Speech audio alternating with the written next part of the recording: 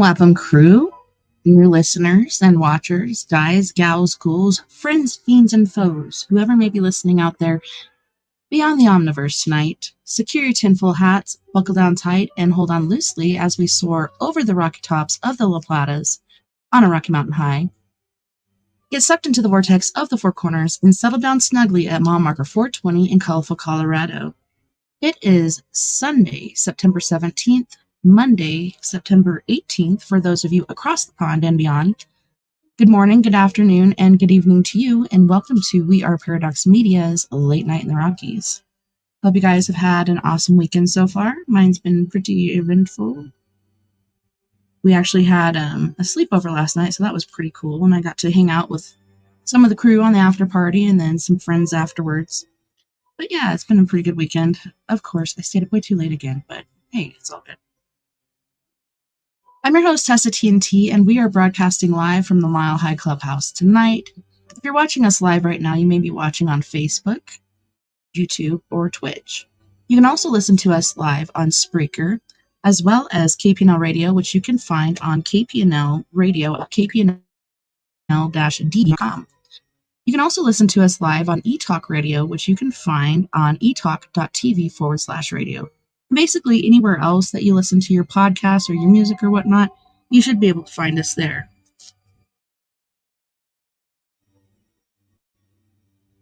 So tonight I have a treat for all my guys and gals out there. Tonight it's story time. So more of Hollywood's unsolved mysteries. This has been a pretty good book so far. Oh my goodness. It's been very, very interesting. So I've really been enjoying it. For those of you on Spreaker, sorry I was muted again, dang it. Yeah, it's been pretty interesting. We learned a lot about Aaron Elvis Presley and some other people. Here in this scene, Thelma in a scene from her most famous comedy, Duck Soup with Groucho Marx. The film is still shown on a late night television. That's pretty cool. Look at old Groucho go. Look at him go. A neat and tidy solution was required. Thelma in response, or repose at a funeral home prior to the services. Ew. Thelma and DeSico in a happier moment on a night out at Hollywood's favorite watering hole, the Trocadero. Favorite because it was owned by W.R. Billy Wilkerson, who also owned the Hollywood Reporter. You went to the Troc, or your name and or activities were seldom mentioned in the paper. So there's that. I love old pictures. They say a picture is worth 1,000 words. I'm not sure. The strange and unsolved death of Thelma Todd. The real and underlying causes of death of many well-known Hollywood figures, past and present, will never be known because of cover-ups by an oligarchical community, police and citizens alike protecting its own, and the millions of dollars in revenue such causes of death, if they were really known by the public, could be harmed. That was written by the Hollywood Citizen News, October 1936. It was 4 a.m. on a Sunday morning, the 15th of December, 1935. The scene was a lonely stretch of Pacific Coast Highway, according to the Farmer's Almanac and news stories of that Sunday. A swift wind was blowing off the Pacific Ocean, rattling the glass windows of Thelma Todd's Cafe and Roadside Rest across the road. The breakers whipped on the beach, leaving behind a white foam which shimmered in the light of the full moon in the chilly pre-dawn hours. A chauffeur-driven Packard limousine pulled up outside the high arch-shaped entrance to the famous beach retreat, the long 2-story building with a 3-story tower at a slight angle at the south end, butted the corner of the highway and Positano Road. Alongside the tower was a 270-step cement stairway to the road above, which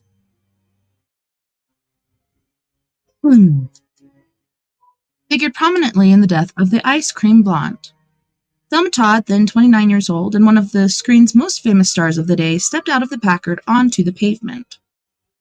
She was wearing an expensive full-length mink coat over a metallic blue sequined evening gown and matching cape, new blue silk slippers, and $20,000 in jewelry. That would be $400,000 in today's market. That's a lot of money, tell you what. Let me make sure the sound is working here. Yep, there it is.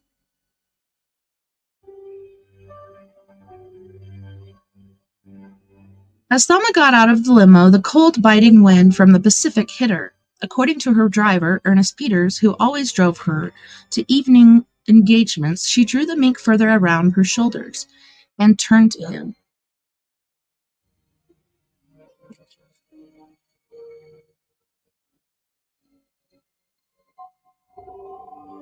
"You don't have to walk me to the door tonight, Ernest," she stated. "And by the way, I must owe you a lot of money. Please send me a bill." With that, she walked toward the tower. Peters remained long enough to see his employer enter the mosaic-tiled entrance way and disappear inside. He then made a U-turn on the deserted coast highway, then known as the Roosevelt Highway, and headed for his garage in Santa Monica. That was the last time Thelma Todd was ever seen alive. It was the chauffeur that did it, just kidding. Thelma Todd began her career as a beauty contest winner with the title Miss Massachusetts. She was proud of this achievement, but modest enough to realize that it inspired no interest in acting for her. Thelma Todd was born in Lawrence in 1906. Her father was an important local figure, a merchant and perennial alderman. At 15, Thelma went to work at the local F.W. Woolworth. But when crowds of people, mostly young men, jammed the store merely to look at her natural beauty and hourglass figure, the manager had to fire her, regardless of the business she was bringing into the establishment. The Lawrence Elks Club proclaimed her Miss Lawrence and sponsored her in the statewide competition. She won the contest and was crowned Miss Massachusetts. Thelma was quite proud. This was the start of her show business career. For extra spending money during her high school years, she modeled in a local theater. She also impressed the manager of a community theater troupe, so much so that he sent her picture to Jesse Lasky, the man in charge of talent for Paramount Pictures. Lasky liked what he saw and offered Thelma a tryout. "Howdy, UFO Bigfoot. I hope your tooth is feeling better." Her studio bios described her as a former school teacher, but despite being elected spokesman for the freshman class at Hood Normal, a teacher's college, Thelma dropped out after 1 year to accept Jesse Lasky's offer to attend the Paramount Pictures training school in Astoria, Long Island. She graduated with the class of 1926, a class which included the future husband of Mary Pickford, Charles Buddy Rogers. Paramount gave her a role in The Fascinating Youth. The studio nabobs liked the way that Thelma looked in fine clothes and her forceful, intelligent looks. She appeared in 13 silent films, easily making the transition to sound in 1927. Her voice was vibrant, cultured, and she strove to improve it with voice lessons. I was thinking last time I was reading this book that, I don't know, it just seems like you had to have a different sort of talent to do silent films, really. Because, you don't have a script, you don't have anything to go on, you just have to basically use your movements and gestures and such. Facial expressions are important. Her personal motto was, while we're here, we should laugh, be gay, and have fun. And this is how she came across on screen. Thelma Todd lived up to her philosophy and became a top Hollywood star, performing in 92 films in a 9-year period, either as the star, co-star, or as a featured player. That's a lot of films. Tell you what. Let's see who's watching. Oh, we just lost someone.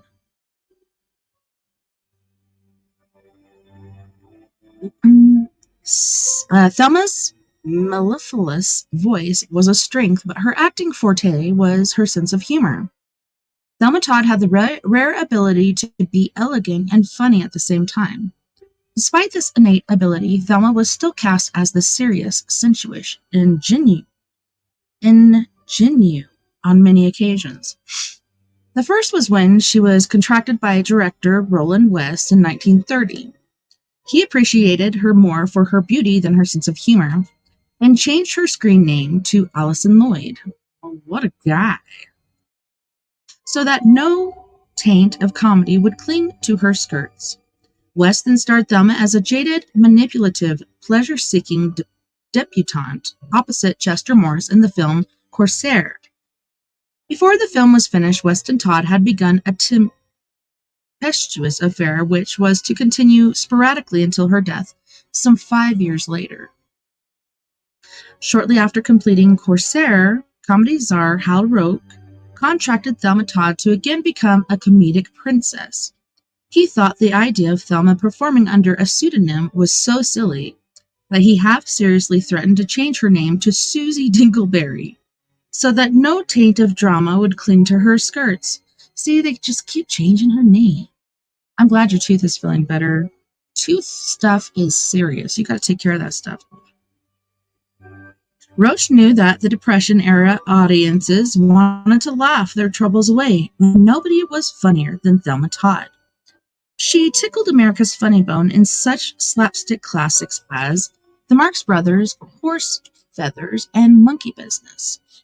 Demonstrating her versatility, she acted in other dramas, but this time she used her own name.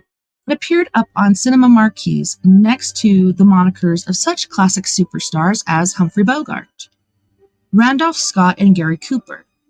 Thelma Todd's serious films were received as well as her comedies, and she was a Hollywood sensation. During the height of her career, Thelma met part-time talent agent Pascal Pat DeSico, irreverently known behind his back as DeSico. I wonder why. He used this title and connections as a front to pimp and procure women for Louis B. Mayer and other MGM executives. Not a lot has changed so far as that goes. In July 1932, much to everyone's astonishment, Thelma eloped to Arizona with DeSico. DeSico, he's a sicko, wonder what he did. Marriage kept neither Thelma nor Pat monogamous. Thelma, who enjoyed life in the fast lane, continued her affair with Ronald West, as well as conducting liaisons with Ronald Colman and band leader Abe Lyman, among others. DeSico used Thelma's name and reputation to his own benefit. Thanks to the help of The Hollywood Reporter and other fan magazines, he attracted many aspiring starlets to his talent agency.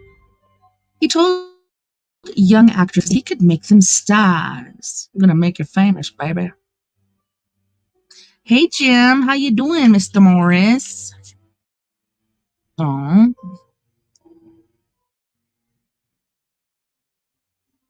I miss you, buddy. Haven't seen you in a while. Where'd you go? Where'd everybody go?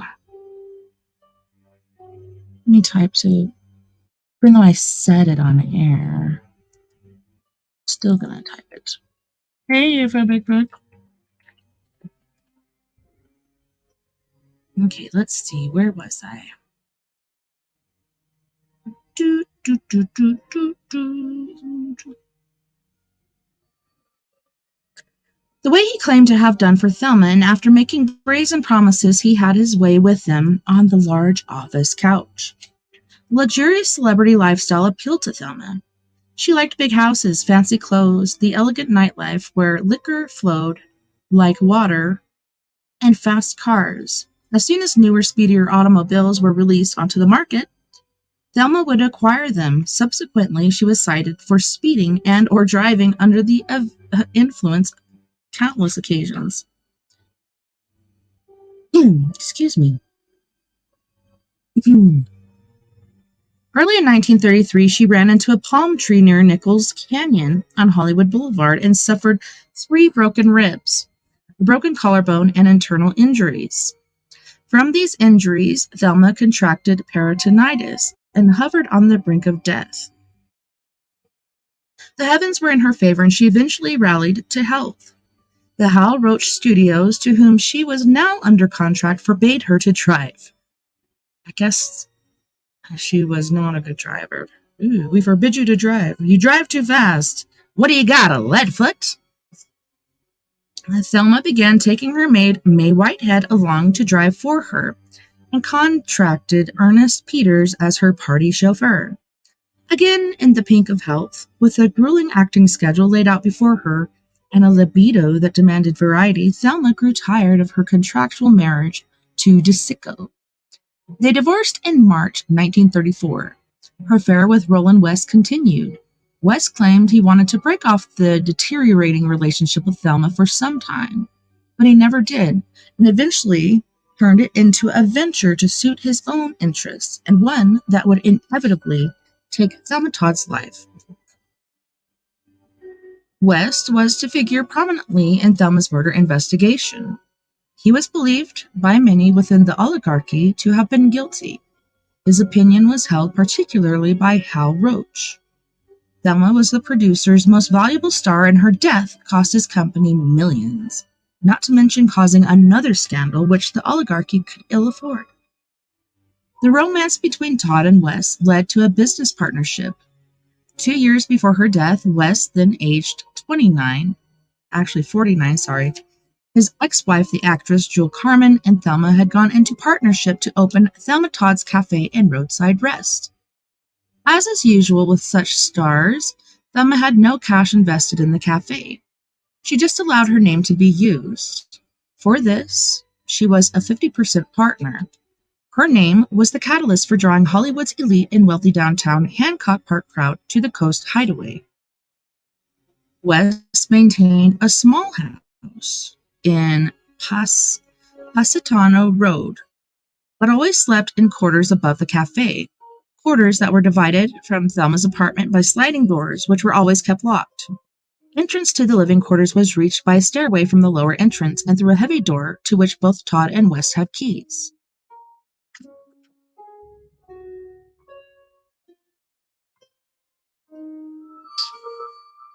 The evening of Saturday, December 14th, 1935, was a special occasion for Thelma.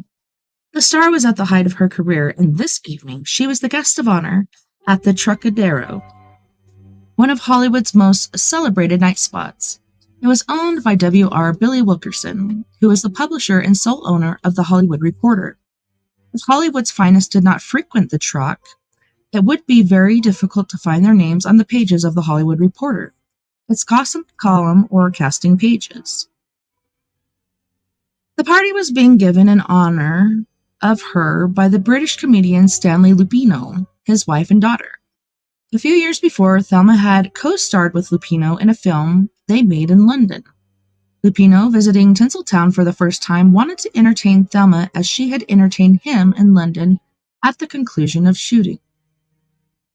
At the party were actor Fred Keating, Grace and Gertrude Durkin, and half a dozen others. Earlier in the day, Ida Lupina, Stanley's daughter, had talked to Pat DeSico, Thelma's ex-husband. She told him about the party. DeSico, according to Lupino, in a statement to the police, said he would like to come and that he and Thelma were still good friends. Lupino said she replied, "Good, it's dress," and at 8:30. Thelma spent that afternoon prior to the Lupino party having a tooth filled and shopping at her favorite department store, Bullock's Wilshire. She purchased a new blue evening gown, slippers to match the gown that she had planned to wear. When Peters arrived in the Packard to chauffeur Thelma to her party, he found her dressed to the nines. Her hair was meticulously waved and her jewelry was much in evidence around her neck and on her wrist. After all, she was considered one of the best-dressed women in Hollywood. And with the fan magazine photographers hovering around the entrance to the truck, she wanted to be sure she was presentable for the pages of the popular fanzines of the day. Before she entered the car, Ronald West told her, probably in a fit of jealousy or envy, "I'll be locking the restaurant at 2:00. Better be back by then." "I'll be back 5 minutes after," her chauffeur recalled her reply. Yeah, fashionably late, as a woman must be. She told Peters to return and pick her up at 1:15 a.m. because she had an appointment at the cafe at 1:55. Peters assumed she meant she wanted to return before West locked the doors. The party, which was meant to be a gay and happy affair, began with a very embarrassing incident because DeSico said he would attend as he and Thelma were still good friends. Ida Lupino, the ex officio hostess for her parents, reserved a seat next to Thelma's in the private dining room. Could you imagine? Oy. The chair remained empty throughout the dinner. DeSico was seen dancing in the main dining room with actress Margaret Lindsay, one of his clients. When Lupino reminded him that he had accepted her invitation to join the party, DeSico supposedly told her, "It was all a joke. I never intended to come." Ida, at a loss, told Thelma, "I know he was serious when he spoke to me. I know it." Ida was furious at the snub and the embarrassment. Thelma reassured her that she didn't mind, and she expected it from her ex-husband whose pride and income had been hurt when she divorced him. Ida was furious at the snub, as we said before. It obviously did not upset Thelma because everyone who attended the party reported that she was her usual hilarious self. "That girl's so funny." Lupino later testified that Thelma had told her she was having a dynamite affair with a man from San Francisco. She said it was the most wonderful love affair she'd ever had, and she hoped I could meet him very soon. Around 1:45 a.m., the time she told Peters that she must be home, Thelma excused herself from the party and went to the ladies' room. An attendant told a reporter from the Los Angeles Examiner. When she came in, she was happy, smiling, like always. She made a phone call and was very secretive about it. She kept it real confidential. I wonder who she was talking to. Tell me more. The police later asked the attendant if she thought Thelma had been calling Pat DeSico in another part of the club. "I couldn't guess who she was talking to, but after the call she was upset. I asked her if I could get her anything. She said she was fine, but I could see she wasn't." On Thelma's return to the party, those present noticed her mood change. Theater owner Sid Grauman, also a guest, asked if he could help. "Yes," she replied. "Would you call Roland at the cafe and tell him I'm on my way?" Even though Grauman made the call, Thelma remained at the party until 3:30 a.m. Her mood did not improve. Even the doorman and the hat-check girls at the truck said Thelma seemed disturbed. Ernest Peters noticed it too.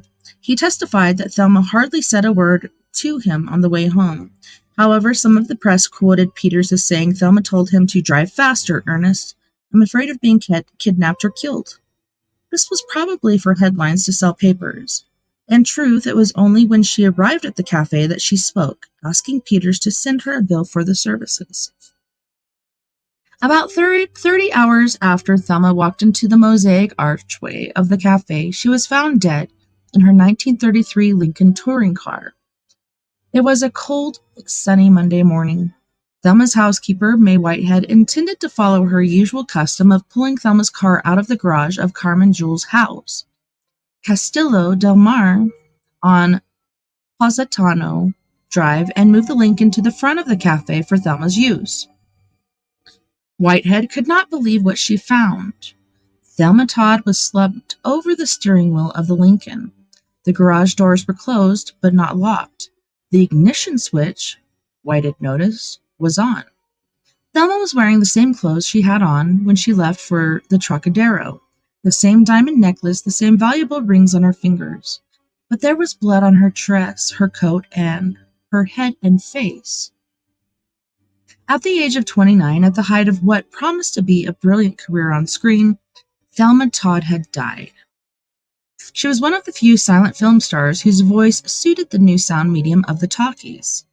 So I guess that's what they call movies after the silent films, was talkies. That's interesting. You got a lot of stuff to do, Jim? Well, hopefully you have fun doing it, and hopefully the weather's treating you nicely. Whitehead ran to her own car and drove down the hill to the cafe, where she got hold of Charles Smith, the 70-year-old cafe treasurer and veteran assistant director, who had served Roland West for decades.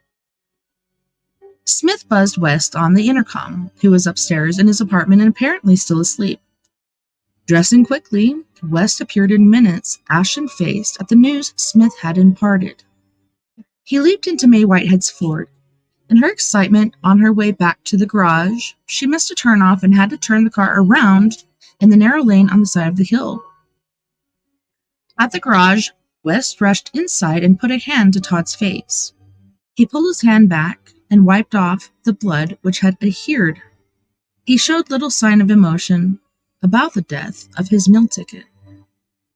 West told May to get Rudolph Schaefer, his cafe manager and brother-in-law, who was living in Castillo del Mar with his sister, Carmen. By this time, it was 11:15. All three agreed the police should be called as soon as possible and trooped back to the cafe. They left the garage door unlocked. The police arrived 45 minutes later. Well, you can tell that they were in a hurry. At the death scene, Captain Bert Wallace, alleged to be a relative of famed producer Hal Wallace, noticed and noted that there were no signs of violence.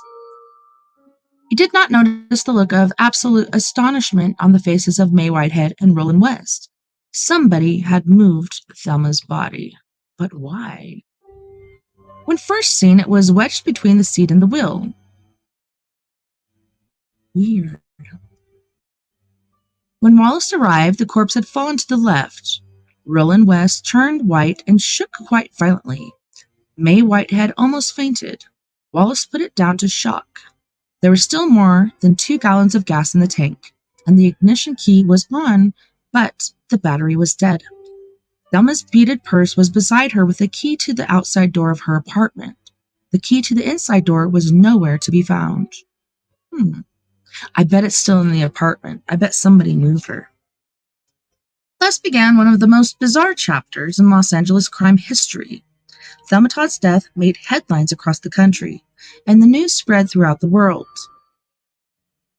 The local newspapers used her death as front-page fodder for weeks. Speculation, innuendo, rumors, and charges littered the headlines. The comedian's death became Hollywood's most sensational demise to that time. A neat and tidy solution was requested by the oligarchy, the Hayes office, and the LA County Sheriff. They wanted a verdict, and they wanted it fast. The compelling reason was the fact that in downtown Los Angeles, famed Warner Brothers choreographer Busby Berkeley was going on trial on 3 counts of manslaughter on the very day Thelma's body was discovered. Driving while under the influence of alcohol, Berkeley had struck another car on Roosevelt Highway, killing 3 people. What a shame. The accident occurred just a few hundred yards north of Thelma Todd's cafe. The cinema oligarchy could not stand another high-profile scandal on top of the Berkeley trial.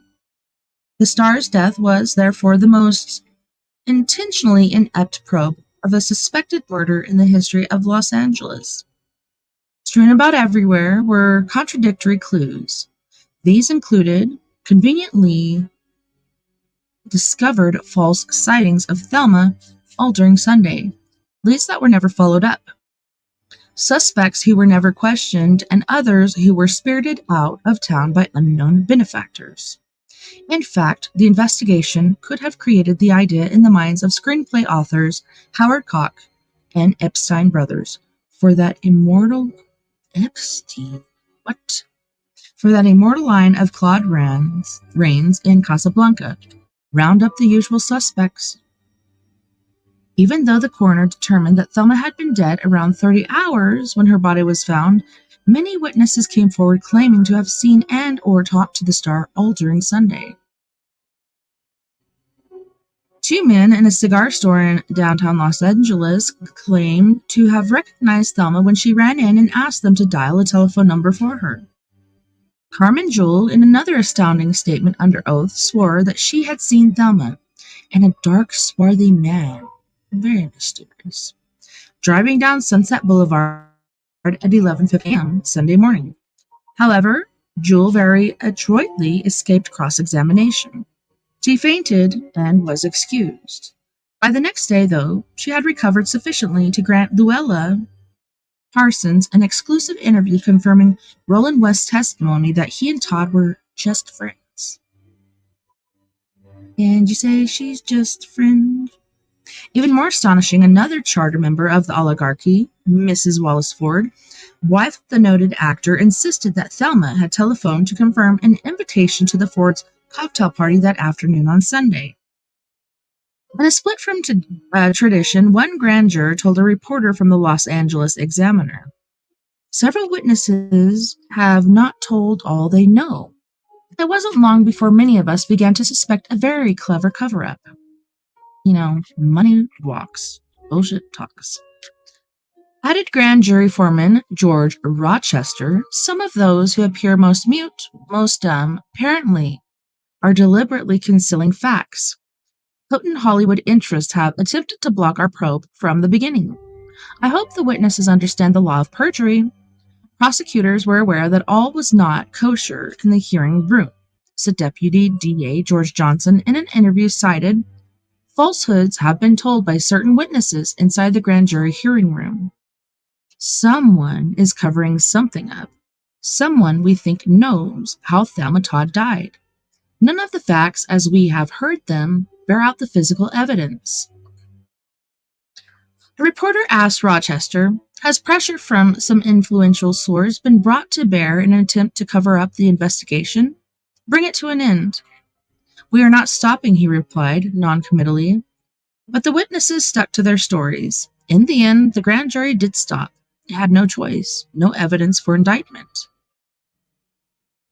There's a little asterisk there, and it says, District Attorney Burn J. Fitz, who was still receiving payouts from the William Desmond Taylor cover-up, did the bidding again for someone in the oligarchy, a major player, to shield the real culprit of Thelma Todd's death. Do you think it was Mr. Sicko? I think it could have been. I don't know. District Attorney Burn J. Fitz, in concert with Sheriff Eugene Scallows, who had taken over the case under a little-known law that allowed the Los Angeles County Sheriff to intervene in a case occurring within its boundaries, had done their job well. Scallows elected to invoke the little-known law at the urging of Joseph Schenck, co-founder of 20th Century Fox and a close friend and benefactor of Ronald, aka Roland West. A sheriff and a deeply rooted Los Angelino from an old California family, Scallows had a deep interest in the industry. He often visited film sets with Daryl Zanuck and Joe Schenck. He made Louis B. Mayer an honorary deputy sheriff. Bascalous also knew Roland West intimately as a 33rd-degree Mason and Lodge brother. For the icing on the oligarchy's cake, insofar as the cover-up was concerned, Bascalous was a very close personal friend of the deputy district attorney, preparing the Todd case for the grand jury.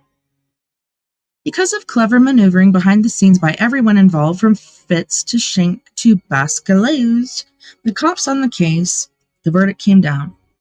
Accidental death from carbon monoxide poisoning. But how is that possible? So the key's on, the car's not running, there's still 2 gallons of gas left, but the battery's dead? I don't think it was even started.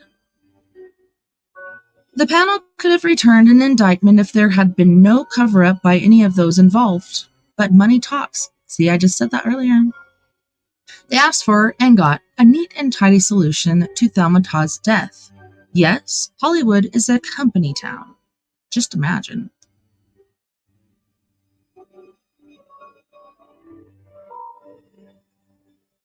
Several years before he died, we were told by one of the most powerful attorneys in the industry that Joe Schenck intervened with his friend Jean Bascalous and Burren J. Fitz over the verdict in Thelma Todd's death.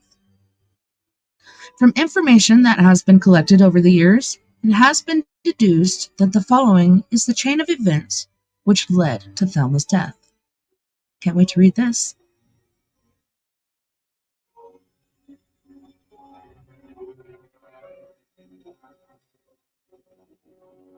It will be recalled that when Thelma left for the party at the Trocadero, West admonished her that he would be locking the restaurant at 2 o'clock. Better be back by then. It would have been in character for Thelma to tell West that she would come and go as she pleased, as she did. When Todd asked Sid Grauman to call West around 2:30 a.m. to tell him she was on her way, in a jealous fit, West could have gone into Thelma's apartment and locked her out. He wanted to teach Thelma a lesson, as he had done, according to their friends, several times before. This would have been in character for West. Thelma only had a key to the outside door to her apartment and would have to get West to open the inside door. So, when Thelma was dropped off by Ernest Peters at 4 a.m., she requested not to be escorted upstairs because she was afraid there would be a scene, as there had been many times before under similar circumstances. Thelma probably shouted at West through the door, demanding he let her in. Then they had another argument. West, in a jealous rage, could have told Thelma he didn't want her going to so many parties. Todd, still a bit drunk, screamed that she'd go to any damn party she chose. She probably told West that she had been invited to one later that day, Sunday at the Fords, and that she would be going. It was then that Thelma, not knowing what else to do, trudged up the 270 steps to the garage to sleep in her car or to drive to her mother's house in Hollywood. Her mother later claimed that her daughter had a weak heart. She couldn't possibly have climbed all those stairs without fainting. West obviously followed Thelma. It is the only scenario which fits all the facts. When he reached the garage, Thelma was already in her car and the engine had been started. The garage doors were open. West, noting the situation, closed the door, but did not lock it. He obviously knew nothing about the almost immediate effects of carbon monoxide poisoning, or he wanted her death to look like a suicide. He then returned to the cafe and went to bed.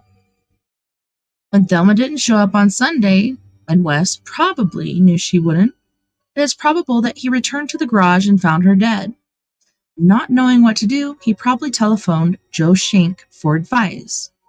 All that Sunday, when people called for Thelma, they were told by West that he did not know where she was. Perhaps she was with her mother in Hollywood. It would have been typical of West, if he hadn't really known where she was, to be calling everyone Thelma knew trying to locate her. Upon examination of Thelma's body, which had been well preserved during the cold night, The medical examiner pronounced that the probable time of death was 30 hours prior to inspection, which doesn't make sense because she was at that party. The police were undoubtedly aware of West's culpability in Thelma Todd's death. It was also suggested that Charles Lucky Luciano, hey, I've heard that name, who had been pressuring Thelma to let him open a gambling casino on the third floor of the cafe, was somehow involved in her death. This was ruled out by the LAPD and the Sheriff's Department, as a gangland hit would have been far more decisive than death by carbon monoxide, and there was the possibility that it would not do the job.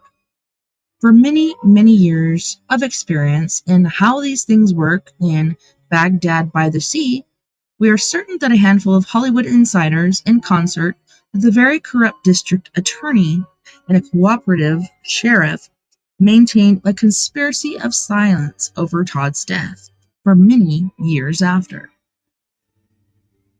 The architect of that silence, who could it be? Joseph P. Schenck, the multimillionaire co-founder of 20th Century Fox with Daryl F. Zanuck.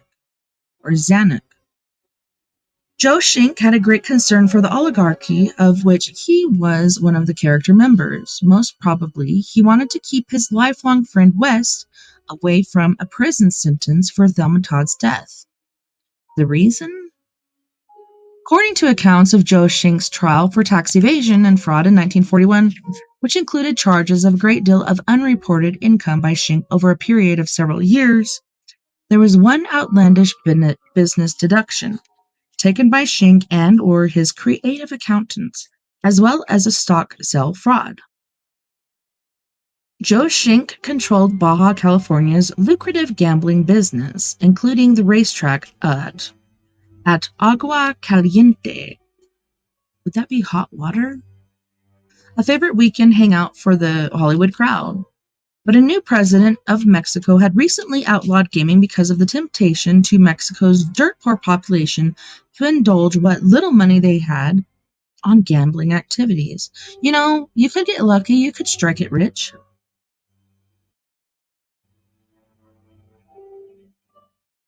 Joseph Schenck eventually spread enough pesos around Mexico City and Baja to come to an agreement with the new government. Meanwhile, in his old friend Roland West, he had found a way to recoup his bribery losses. As West testified at Schenck's trial, Schenck sold him approximately $400,000 in racetrack stock for $50,000. Then Schenck took a tax loss of more than $350,000, though he never actually transferred the shares to West. The deal was structured so that Schenck had his company, Fox, loan West the $50,000. West gave Schenck a check, and then Schenck reimbursed West under the table in cash.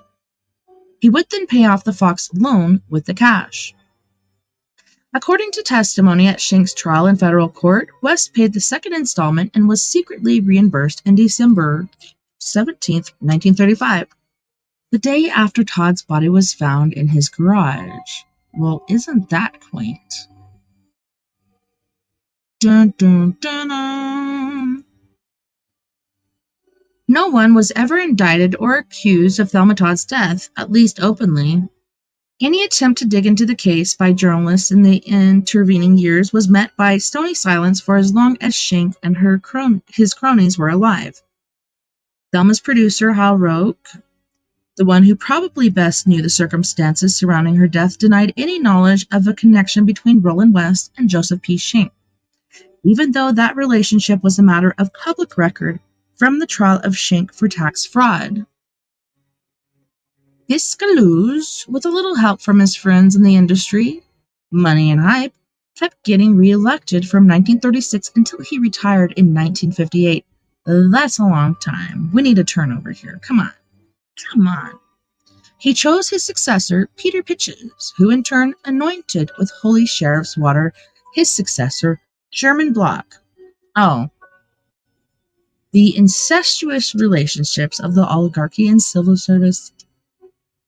Despite the verdict of an accidental death, no one ever bothered to clarify all of the contradicting information. And I'm just wondering, like, she had blood on her face and her dress. Like, how exactly did that happen?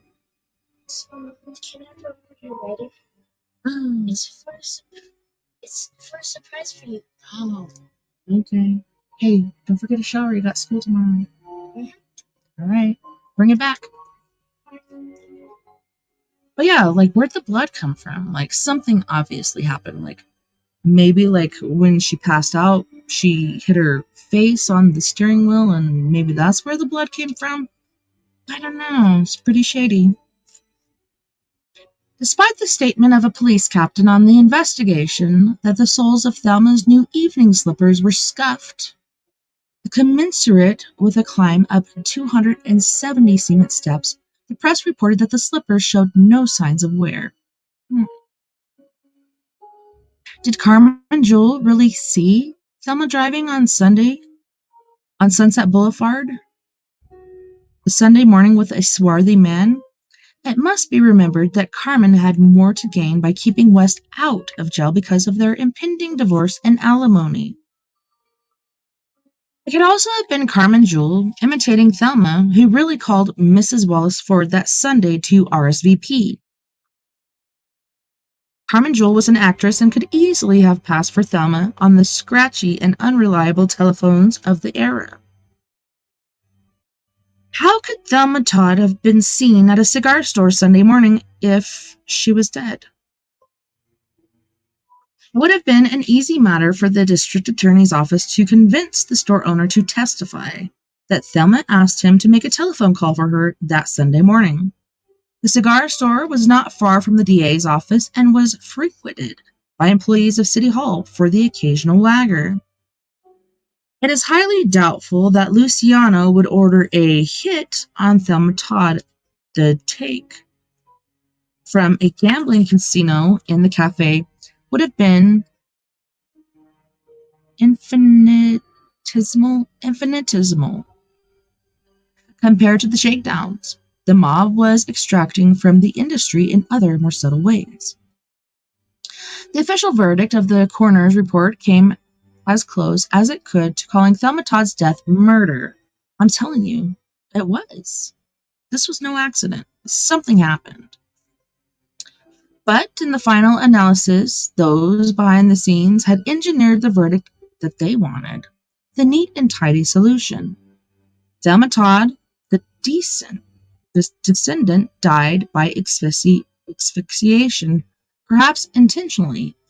Cause of death, carbon monoxide poisoning. But how do they know? The finding further stated, the decedent, finding herself locked out of her apartment, but if you have a key to the outside and you can get to the inside, wouldn't you do that instead of climbing 200 and something freaking stairs to get to your car? This makes no sense. The decedent, finding herself locked out of her apartment, climbed the 270 steps of the outside staircase from the cafe to the garage, where decedent garaged her automobile. Decedent huddled in the front seat of the vehicle and started the engine and was asphyxiated by the carbon monoxide fumes. This was the verdict that the doyens of the industry behind the scenes had demanded, and whatever payoffs were necessary to accomplish it were made. The attitude was, let's face it, boys, Thelma Todd is dead and nothing is going to bring her back. There are plenty of dames out there to replace her. The official tidy result of the investigation of Thelma Todd's death, accidentally or otherwise, and no matter how ludicrous to those who had studied the facts, put an end to the speculation about murder. It got the Thelma Todd problem off the front pages and with a minimum of fuss. Bank accounts downtown became a little fatter, and some new cars rolled out of several showrooms. The case was closed. We repeat the statement of Ezra Goodman from his book of many years ago, The 50-Year Decline and Fall of Hollywood. It is the purpose to Thelma Todd murder. The Hollywood's founding moguls preached of the good, noble, and beautiful, and they themselves fostered in their lives the works and works the evil, the ignoble, the ugly.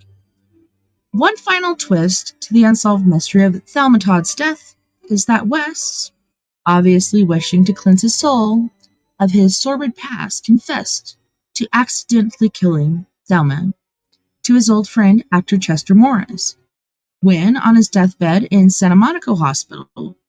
The actor who starred in Wes' famous film Corsair confided this to several other people, one of whom told us several years ago when we were digging into the case.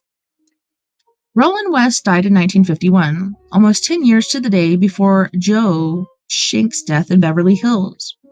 Roland West, director of the brilliant silent films such as The Bat Whispers and The Monsters, was punished for his actions by the oligarchy by never being allowed to direct or produce another picture. That was his sentence for taking the life of Thelma Todd, one of the brightest stars on the screen and one of the most famous of all Hollywood's unsolved mysteries. So here's a picture of Roland West and director and partner in the cafe and Thelma's sometime lover discussing her death with R.H.W. Schaefer, the manager and accountant of Thelma Todd's roadside rest. They are waiting to testify at the coroner's inquest. Rigged before it even got started, which is, how it happens a lot in Hollywood. Look at those guys. Just check them out. They're plotting something sleazy. Sleazy, see? Very sleazy. Well, on that note, boys and girls, we are going to go to our first music break. And on this break, we have Miss Mia Savage with her band Antidote for Savages with Your Skeleton, Our New Reality, The Mirroring Crypto, and Let Me Be Your Home. You guys don't go anywhere. We'll be right back after this music break.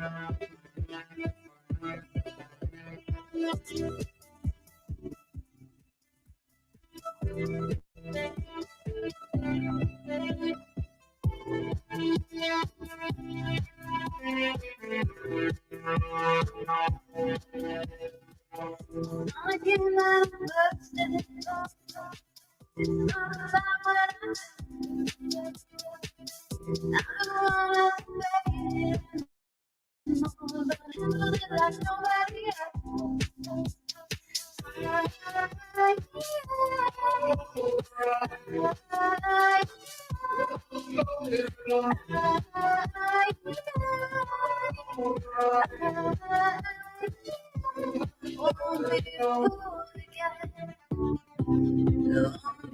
fooled by your skeleton. Oh, be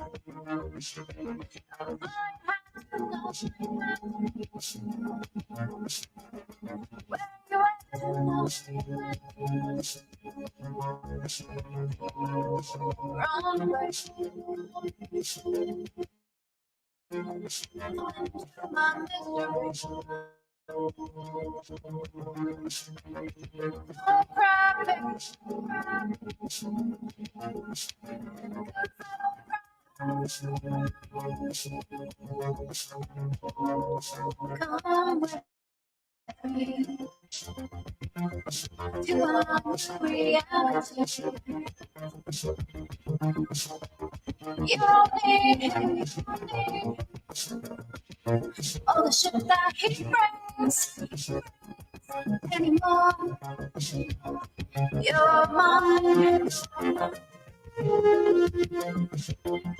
You're mine.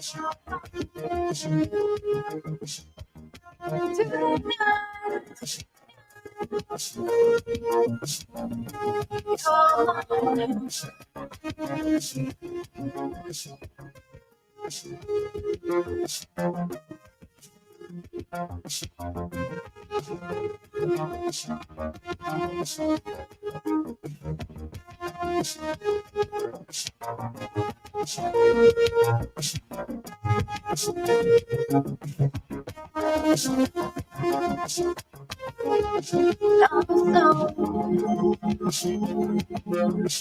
In a sea of broken hearts, won't let you fall apart. We'll make a brand new start.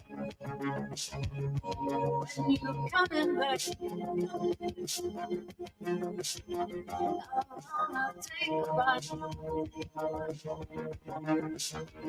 I wanna show you love. I wanna knock you down. Come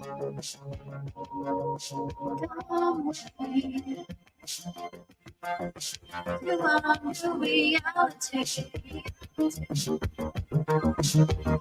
You don't need shit that he brings anymore. You're mine. You're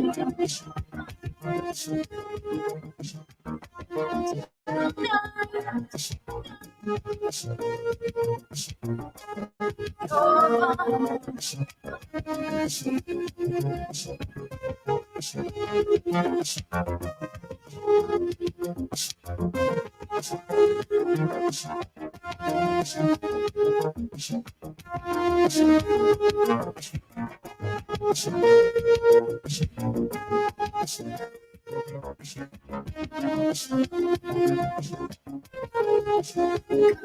with me to our new reality. You don't need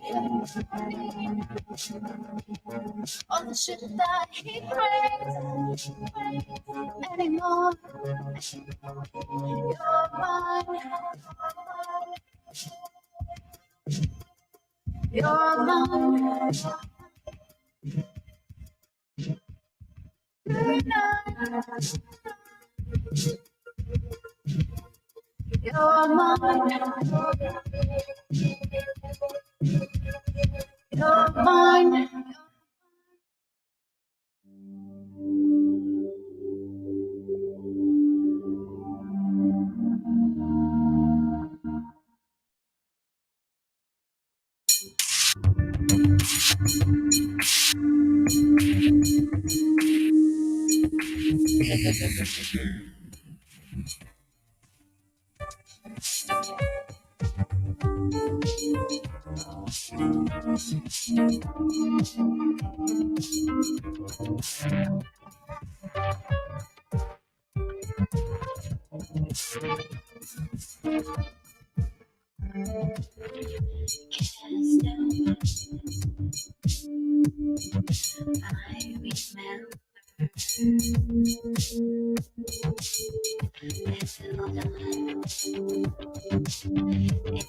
We hit the water.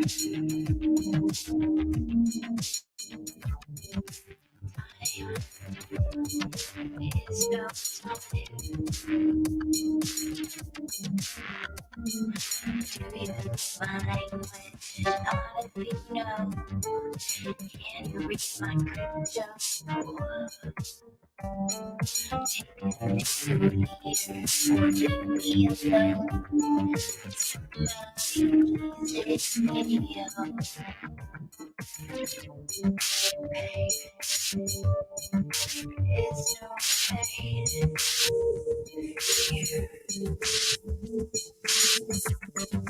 Pain, or it's no pain here.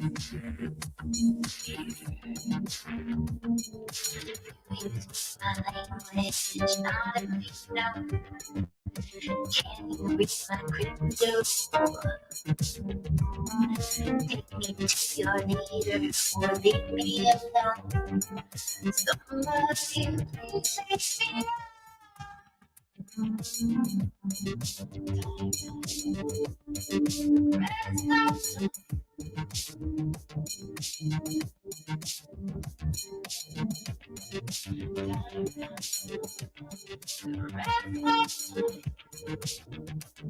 Here,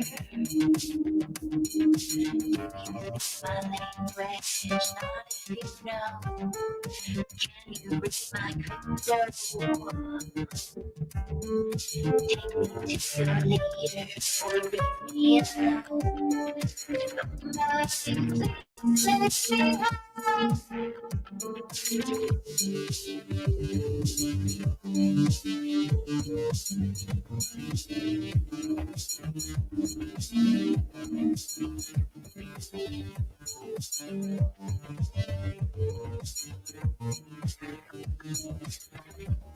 Drowning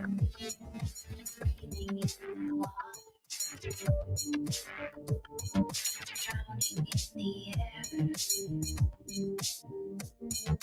breathing in the water. Drowning in the air.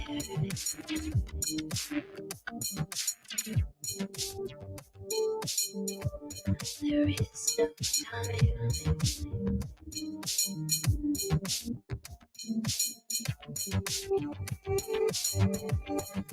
There's no time.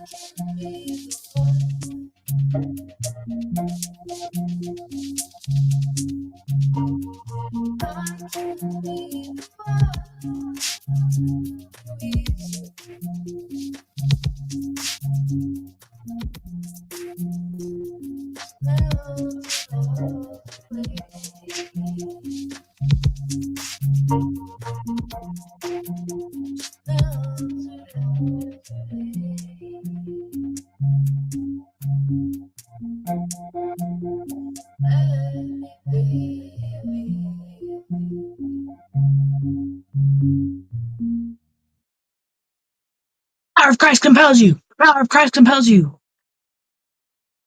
Serious, guys. I don't know if you know or not. The last weekend we had an incident here. It's pretty creepy. So Sunday night, went out after the show and was getting the kids' clothes ready for school and getting their snacks ready and everything. And then I also got a snack because, like, I'm not generally hungry during the day, but then at night, like, all I think about is, like, recipes and things I can cook and stuff like that. And I watch cooking shows, and so it makes me really freaking hungry. But yeah. So I come into the bedroom, and my husband is giving me this look like I did something wrong. And I'm like, what? I didn't even do anything. Like, why are you looking at me like that? And he's like, how long have you been out there? About 25, 30 minutes. I just saw you go into your office. Like, you were looking at your phone, you were walking through, and you went into your office. And I was like, well, how long ago was that? And he said, like, 3 to 5 minutes ago. So I have a doppelganger running around, and I don't know what its intentions are. I'm scared, you guys. I'm scared. I don't even know what to think about that. I don't know. It freaks me out because you hear stories about doppelgangers and what the crack? Is it here? Is it wanting to take over my life? And why the hell would you want to do that? Because my life is pretty stressful. I don't know. It's creepy as F. Creepy AF. What do you think? Leave a comment down below because what the hell? So I don't know if it's because it's September, we're approaching Halloween season, so the veil is getting thinner. I know the moon is sliding away from Earth. Better than getting closer, I can imagine, but holy shnikes, you guys, like, that is weird. Hello, Travis. No, I was just talking about my doppelganger. Did you hear about that, Travis? Travis, did you hear about that? No, it was last Sunday. And I was just like burning this incense or sage. The power of Christ compels you. The power of Christ compels you. Like, I'm trying to keep shit away from me. But last Sunday, my husband saw my doppelganger. Dude, seriously. Okay, so one time when she was doing the dishes. Okay. Okay. Don't forget to bring back the tape too, okay?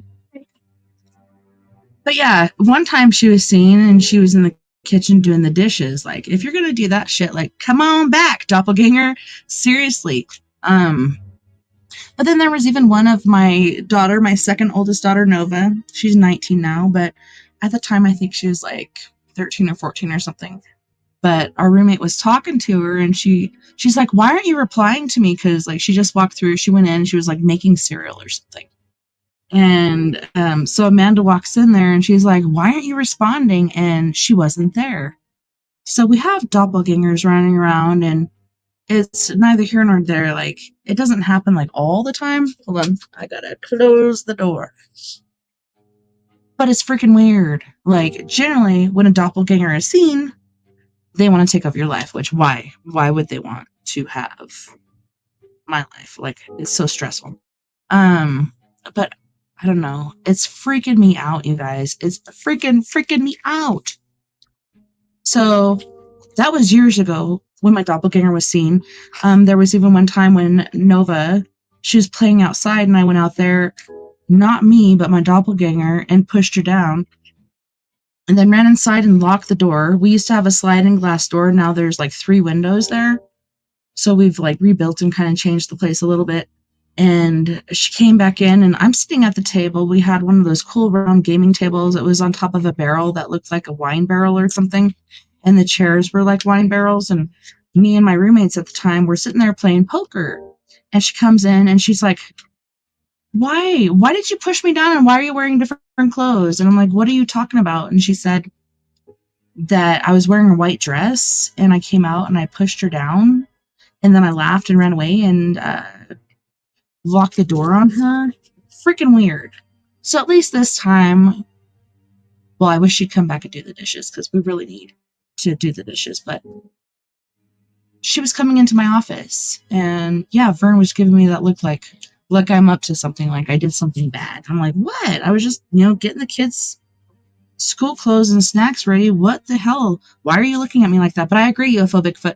If you're going to be here, you better pitch on rent or utilities, because we now own the house, because our awesome landlord actually gave us the house and asked for like $400 so he could buy some snowshoes or something. So we now are homeowners of this crazy haunted ass place.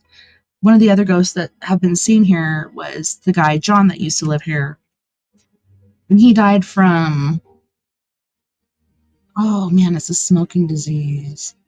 Eczema? No, not eczema. That's a skin thing. Can't think of what it's called right now. The name of this disease is escaping me. But yeah, he died here in my bedroom in this house, and he has been seen, like the kids have seen him. He's a really nice guy, and it's funny because like before I even knew his name, I came up with the name John, and that's what I would call him. Emphysema. Thank you, UFO Bigfoot. That's what he died from. Was emphysema. Pretty close to eczema, but not quite. um, but yeah, he died from emphysema, and so we haven't been using our natural gas heaters for some time now.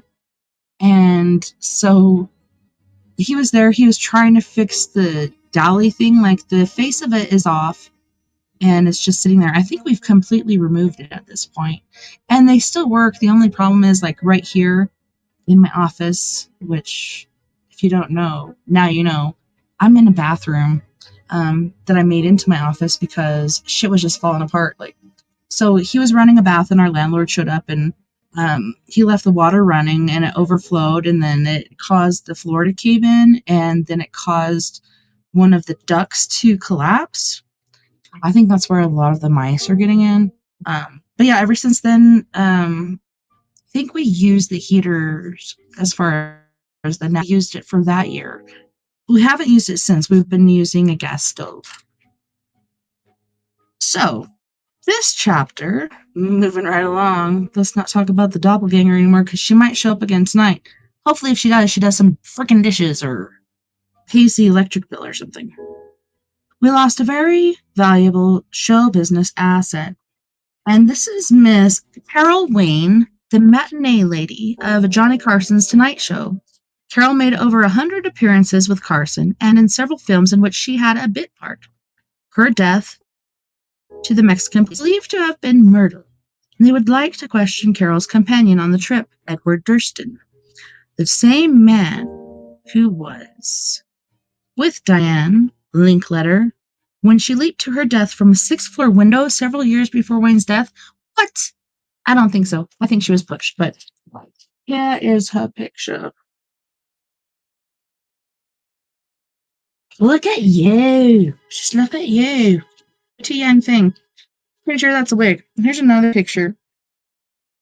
Carol Wayne Wright with actress Donna Pinter on NBC Comedy Theater. There are very few pictures of Wayne's professional appearances available. She did a Playboy layout 1 year before her death. And there's another picture. Pretty lady. Chapter 5. Carol Wayne, the matinee lady, and her mysterious death. Carol Wayne's death is unsolved, certainly, but I don't think it was a drowning. A drowning, yes, of course, but there's more to it than that. Was it a drowning or was she out the window? What the hell? What is this? And this was by William Lecoqua, U.S. consular official, Manzanillo, Mexico, June 1990. Buxom blonde actress Carol Wayne was bankrupt and hooked on cocaine and booze when she jetted off to Mexico in January 1985 to get away in an attempt to dry out. Accompanying Wayne was Los Angeles' used car salesman, a mysterious figure named Edward Durston. It was Durston who was with another aspiring actress the night of October 4th, 1969, when she either jumped or fell from a sixth-floor apartment window near the Sunset Strip. I'm saying shady. Something shady is happening here. There's something up with this guy Wayne. I think he's got his little tidbits into too many things. The mysterious circumstances surrounding Carol Wayne's shocking death at the end of the getaway from it all. Yes. You done? Yeah. Oh, you bringing back stuff? Oh, look. Oh my goodness. It's a UFO. And what is that? It's a cow. There's a cow. Meow. So Lily just made this for me. Oh yeah. That's awesome. Meow. Thank you, Sissy. Can I have a hug? That's awesome. Thank you for making that for me. Hey, Good job. I will grab the stuff now. Okay. Okay, so the mysterious circumstances surrounding Carol Wayne's shocking death at the end of that getaway from it all. I'll have a last fling vacation pointed out the probability of murder to Mexican officials investigating the death. The fully clothed but horribly bloated body of Carol Wayne was found floating in sun-drenched Santiago Bay at Manzanillo on January 13, 1985. Fisherman Abel de Dios was casting a net from his wooden fishing boat about 300 yards out in the bay when he spotted the body floating no more than 20 feet away. When the body was brought ashore in a police launch and identified as that of Carol Wayne by employees of the Los Hadas Resort, Edward Durston, with whom she had checked in earlier in the week, could not be located. Thanks, Bug. Go take your shower. You gotta get ready for school. A few hours later, it was discovered that he had left for Los Angeles 2 days before Wayne's body was discovered. Strangely, he deposited her luggage at the airport, saying she would pick it up in the morning. Or would she? When the Tonight Show, starring Johnny Carson, was a 90-minute affair 5 nights a week, one of the more popular sketches was the Tea Time movie, with the lecherous Art Fern Carson and his assistants, the matinee lady. The lady with the bounteous chest and the drop-dead figure was Carol Wayne. When 30 minutes of the most successful show on late-night television was eliminated at Carson's request, the skit had to go. With its demise, Carol Wayne lost a lucrative income as the foil of Johnny Carson.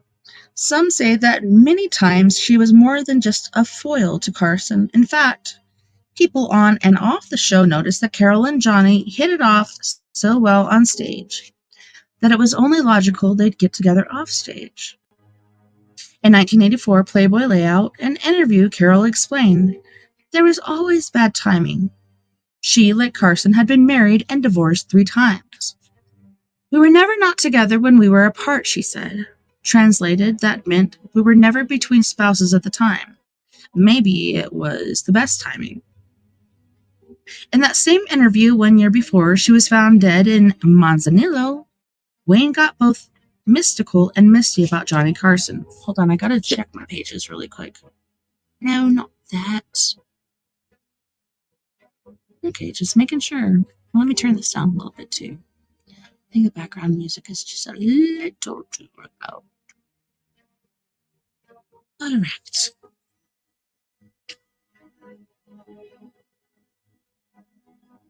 In the same interview 1 year before she was found dead in Manzanillo, Wayne got both mystical and misty about Johnny Carson.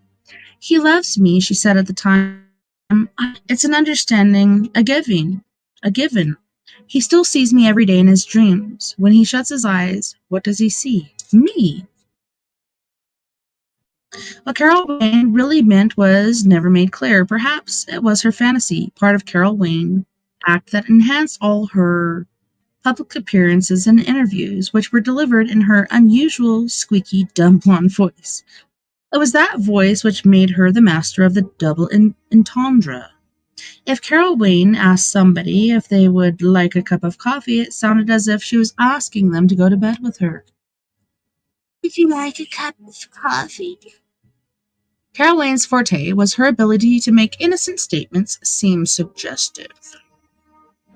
She was one of a kind, and Hollywood lost a good one when she was drowned, either accidentally or on purpose, in the bay at Manzanillo.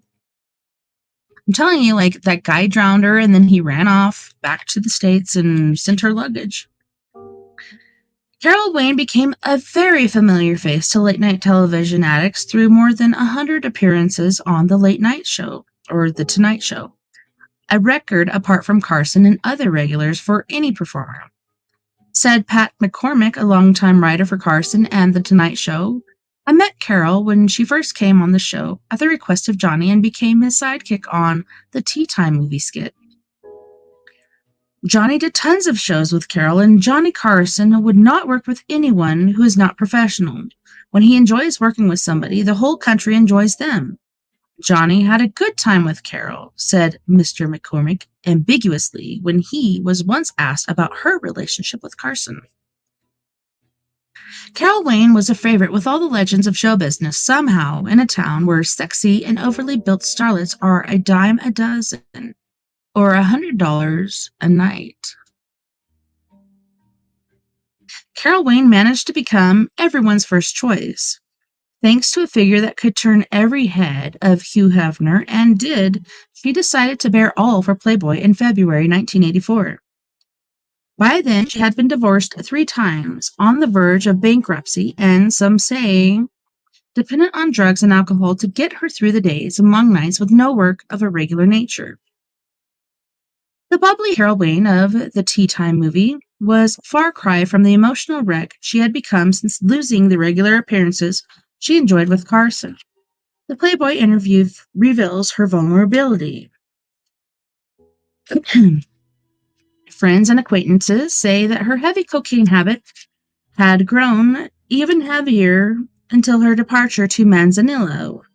In the exclusive and very expensive Las Hadas resort, her alcohol intake also increased daily. So I know, shit, I can't even think of how many years now. Man, I'm going to say 17 or 18 years clean now of methamphetamine. But yes, I used to be a tweaker, and it took my dad dying to realize, not only am I lying to those around me that I love, but I'm lying to myself. And so I quit taking methamphetamine, and then I started drinking really heavy, which was a no-no for me, as far as I never wanted to be like my dad. But it helped me to get off of it and kick it. So yay for me, one of the lucky 6%. But I know my dad back in the day, so we lived in Arkansas, Fayetteville, Arkansas, and we also moved to Miami, Florida. My dad was he was one of the major coke guys. He was in the game back in the day, but yeah, he spent a lot of money on that, I'm pretty sure, or just being a dealer and just having free shit to snort or however you take it. I know he wasn't shooting because I got shitty veins just like him, and I never did that. I was a smoker. But yeah, it's crazy, these different addictions that we get and how we fight them and beat them. Could be with other substances, could be something else altogether. With the cocaine chewing up her bank account, she was forced to declare bankruptcy on December 13th, 1984, just 3 weeks before she went on that fateful vacation, which was to claim her life. On the bankruptcy petition, she listed her income at the time as 000.00. Insiders told us at the time of her death that Richard Pryor had offered her a part in his next movie, but the offer was contingent upon Carol checking into a booze and drug rehabilitation center. It was said that Pryor would also guarantee the cost, which that's pretty cool. Richard Pryor was awesome. I really liked that guy. Kim, Robin Williams, and I think Whoopi Goldberg, they used to do a show together. I don't know if it was raising funds for cancer or something, but it's pretty fucking awesome what they did. Just pardon my language. Instead, Carol Wayne tried to take an easier way out. She attempted to dry out in Mexico. On January 4th, 1985, she and Edward Durston flew to Manzanillo and checked in to the Las Hadas complex.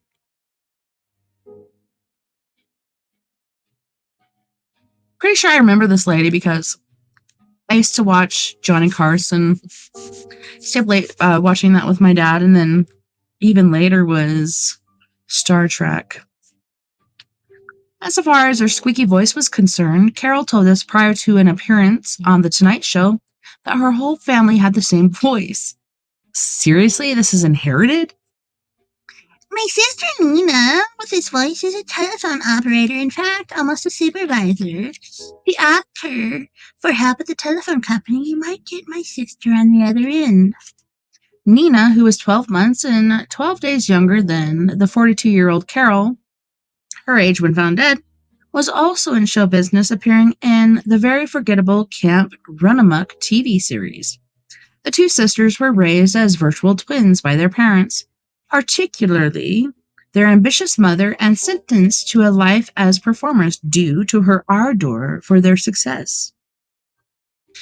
During a polio scare many years before her death, Mrs. Wayne thought no polio germs could live in an ice rink. Such logic, laughed Carol, resulted in years of ice skating lessons. Our grandmother made all of our clothes. We were never in fashion. We were Chinese one year, Pilgrims another, Japanese the following year. We did stupid ponytails, and because we were tall and had long legs and had ponytails, we were offered a professional contract when we were 15 and 16. Yes, she sighed. Neither of us finished high school. Yes, she repeated. Zip education. And that happens with a lot of people, just like Ashton Kutcher. He found stardom as far as like modeling for Calvin Klein and other people. And so once he got that modeling gig, he quit school. And I don't think he ever graduated.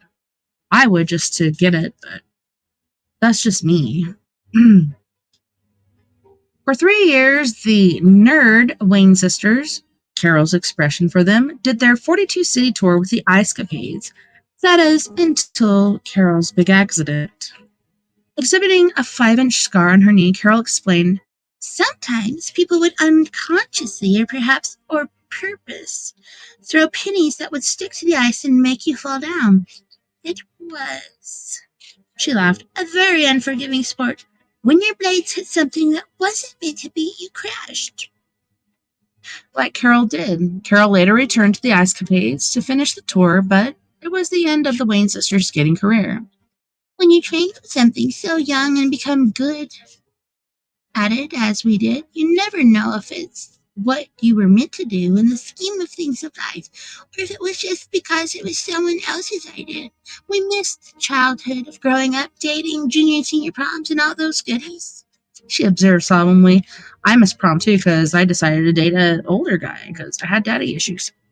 Anywho's, following the ice skating caper, the girls found jobs in Los Angeles, Las Vegas, with the Follies Brigade.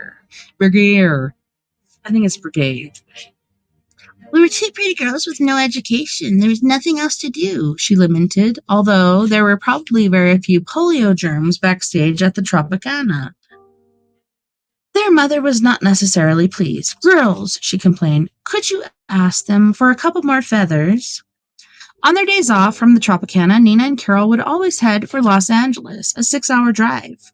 Nina and I would always go to LA when we got off, so to speak, she explained with another Wayneism or double entendre. One time I went to a party and a man said to me, we're looking for a girl just like you. I thought, here they are. He told me to meet him at Dissolute Studios in the morning, and I did, just for a lark. They gave me a screen test, and I got the part. And I got all my parts ever since then, she laughed, looking down at her ample chest. Brown chicken, brown cow. It was while she was working in Las Vegas that Carol Wayne met husband number 1. Less than a year after the wedding, they split. She remarked at the time of her divorce that skating taught me to be limber, but that marriage really taught me how to be flexible. A typical cryptic Wayne's remark. Carol married for the second time in Hollywood. On this occasion, the lucky man was rock artist and photographer Barry Feinstein. Why does this name keep coming up? When they met, Feinstein was married to Mary Travers of Peter, Paul, and Mary. Following their wedding, Carol always referred to the trio following the wedding as Peter, Paul, and Scary. I guess Mary was scary. It was with Feinstein that Carol Wayne had her one and only child, a son named Alex. Carol found herself dividing her time between Alex and the music world her husband inhabited as an album designer and concert photographer. It all went bust after 7 years. The frayed boots, the Levi's, I couldn't stand the whole New York cowboy thing anymore. It was then that Feinstein became, in Carol's words, my second and last ex-husband. Carol Wayne's third and last marriage ended in divorce in 1980. Her husband was Burt Sugarman, producer of the long-running The Midnight Special. I remember that. It was following her divorce from Sugarman that Carol Wayne started on the long, slow ride to her death in Manzanillo. Oh, she worked several bit parts in movies, among them the forgettable Savannah Smiles, which, when last heard from, was playing 30,000 feet in the air on Pakistani Airlines on Air Burma 747s. Carol then spent most of her time being corrupted by her 14-year-old son, Alex. Your son is corrupting you? Are you serious? What? In 1984, Alex was attending Beverly Hills High School where she remarked, the kids all know how to spell omega, but not cat. They all know the year of your Rolls Royce, but not the 2 dimes and nickel to make her. Carol also, at the urging of Alex's corrupting influence, took up smoking, but not the type of cigarette manufactured in Durham, North Carolina. At irregular intervals, Carol Wayne used to pull out a clove cigarette. I know people that like them. I don't like them. They give me heartburn. It's like, even though you're not ingesting them, just smoking it, just like menthols, like, it gives you heartburn. I can't handle it. So she'd pull out a clove cigarette, the aroma of which was strong enough to get them banned from particularly every restaurant in Los Angeles. Alex told her that cigarettes would give her a big head rush. Little did she realize, but Carol Wayne was on the way to finding even better head rushes that would lead to her final destruction, a cocaine and alcohol habit.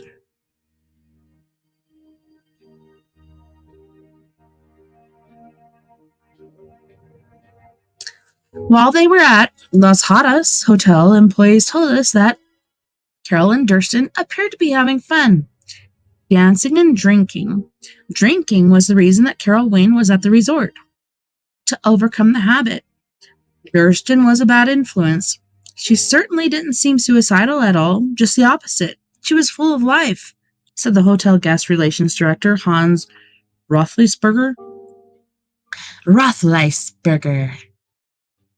On January 10th, the day they were due to leave, the couple missed their 7 p.m. flight. They did not have enough money or credit cards with which to check back into the Las Hadas. Besides, their room had already been assigned to another guest and the hotel was full. According to Rothleisberger, the staff found them a room at a cheaper hotel on the bay, the Playa de Santiago. When they arrived at the hotel at 8:30 p.m., Carol refused to get out of the taxi. She and Durston got into a furious argument, according to the hotel manager, Gabriel Torres. She screamed at Durston. Why have you brought me to a dump like this? Torres recalled several days following the discovery of her body. It's only for one night, Durston explained to her. Finally, she told the bellboy to take her luggage up to the room, but she still refused to join Mr. Durston. So he followed the bellboy, leaving Miss Wayne behind in the street, vividly recalled the hotel manager. A few minutes later, Mr. Durston and the bellboy came back downstairs and found that the blonde lady had disappeared. She most likely went to a cantina down the road. That's what I would have done. F this guy, I'm going to go to this cantina and have some tequila, cheese, and chips. I don't know if you guys have tried it. It's freaking delicious. So they bring out like cheese and they pour tequila on top of it and they light it on fire and it melts the cheese. Oh my gosh, it's amazing. I actually got left behind in Mexico at that cantina when I went on my cruise. Luckily, about 20 miles down the road, my sister realized after some guy said, "Hey, where's your sister?" She realized they left me behind. So, yeah. What if? I would have realized she wasn't there from the get-go, but different strokes for different folks. The police later knew Carol Wayne had walked toward the beach. Durston went into the hotel bar but left soon afterward. He returned, according to the hotel staff, at 2:30 a.m., and again the next morning, asking if Carol had shown up. Durston, who was told she had not, had checked into another hotel. Why? Why the F would he do that? I don't get it. Cover up. Guilty conscious much? Like, you don't have credit cards or anything like that, and you booked this room for pretty cheap, and now you're going to stay at a different hotel? I think there's something wrong with that. I don't know about you, UFO Bigfoot, but something seems kind of creepy and shady. So then, Durston, who was told she had not, had checked into another hotel. Durston flew back to Los Angeles that afternoon, taking his and Carol Wayne's bags to the airport. He told the airline she would pick them up in the morning, a rather strange statement, when he said he had not seen her and had been asking the hotel employees if she had returned. That's because he drowned her ass in the fucking ocean. Sorry, I used the F word. Why did Durston show such a lack of concern about Carol Wayne's whereabouts? And why did he check into another hotel when his baggage was at the Playa de Santiago? That's what I'm saying. Like, why would he have this room at the Playa de Santiago and then go rent another room? I think he's trying to separate himself from the situation to make himself seem more innocent. But to me, it makes him more guilty.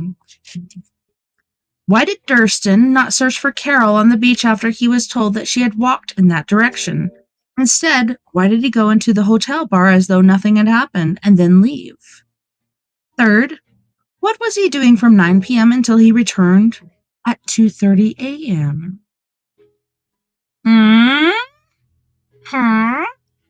Number 4, why did he check out of the hotel with her and, more importantly, why did he not make inquiries at the airport to see if Carol had left on an earlier flight? Or why did Durston, at the very least, not file a missing persons report with the local police? Because he's guilty of murder. He killed her. Just like that fell out of the 6th floor window. Sure, Mr. Durston. No missing person report was ever filed, nor any of these questions answered. Once Durston was out of Mexico or the Mexican jurisdiction, he could not be questioned by the local police. But why the latter never asked the Los Angeles Police Department to question Durston was never explained. Following discovery of Carol Wayne's body, District Attorney George Hernandez of Manzanillo said, "There are many questions. The case certainly will not be closed until they are answered satisfactorily."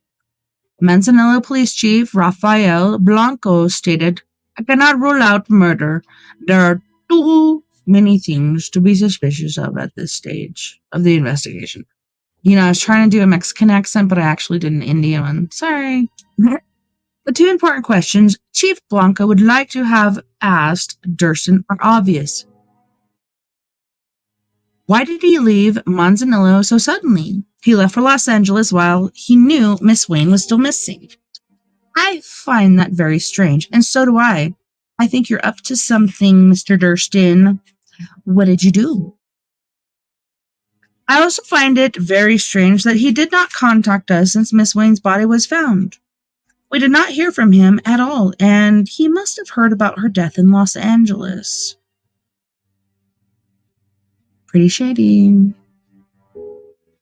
Further questions were asked by District Attorney Hernandez. We know that Mr. Durston and Miss Wayne quarreled and that they had some money problems at Las Hadas.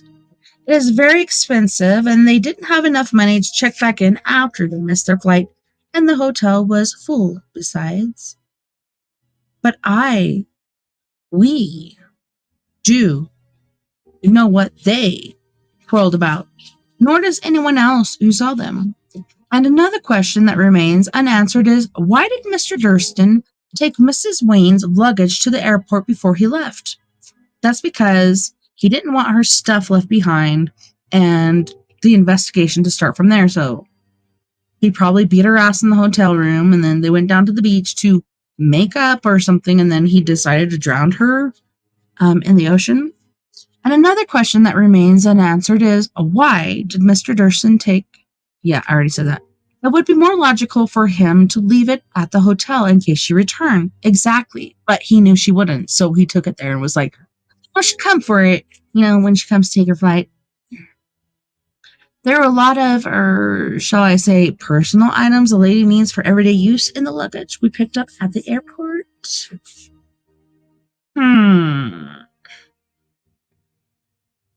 Hernandez again stressed that Carol Wayne's body was fully clothed when it was discovered in the bay.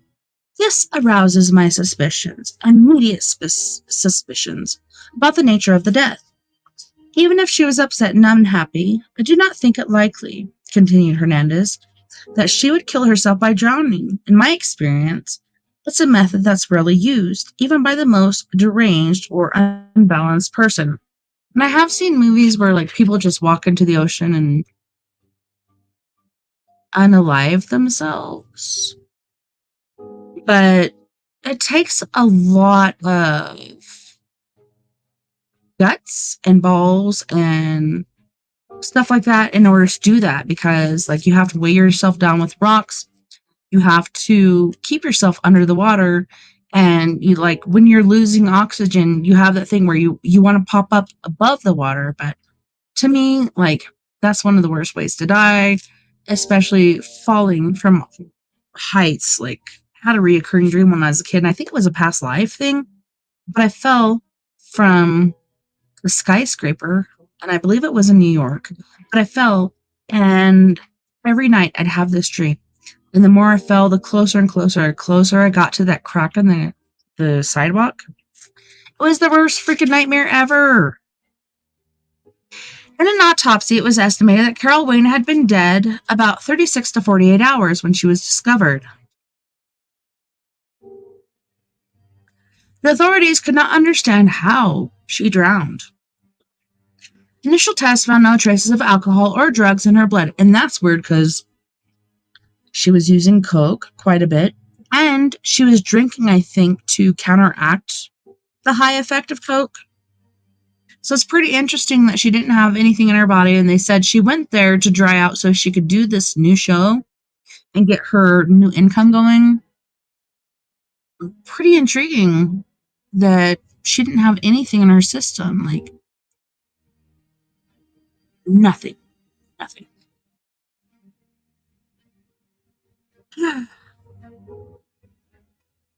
Initial tests found no traces of alcohol or drugs in her blood, and the waters of Santiago Bay are gentle. Near the beach, the bay is so shallow that Carol would have had to wade out 250 to 300 feet just to reach water 4 feet deep. There were, said Deputy District Attorney Arturo Lil, 2 outcroppings of rocks on the beach, but he ruled out an accidental fall because there were no signs of cuts or bruises anywhere on Carol Wayne's body, because she was freaking drowned. Number 1. How did Miss Carol Wayne drown in such shallow water? All it takes is a couple tablespoons, they say. As the district attorney stated earlier, seldom does anyone commit suicide by drowning unless they are unbalanced or deranged, and Carol Wayne certainly did not fit that category. Number 2, because no drugs or alcohol were found in her blood, perhaps Carol Wayne had accomplished the purpose of the getaway from it all vacation. She had dried out from alcohol and had ingested no drugs for at least a week.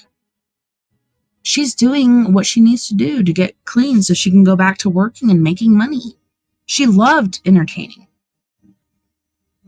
A representative of the American consulate, William Lagokwa, investigated Carol Wayne's death for the family. My investigation was to reveal that she had been a heavy user of drugs. It also revealed that she and Durston had a hot and heavy argument at the Playa de Santiago hotel, and she had taken off from the location and was never seen again. Because that MFer drowned her, I'm telling you. She didn't like the accommodations, I guess, even though she did not see the room reserved for them. She was mad at everything. I did some checking and found out that her boyfriend had also checked out of the hotel and did not spend the night there. He checked him in himself into another, smaller hotel while she was still missing. See, he just looks so freaking guilty. He returned the following evening, the day he left, to check them both out of the Hotel Playa.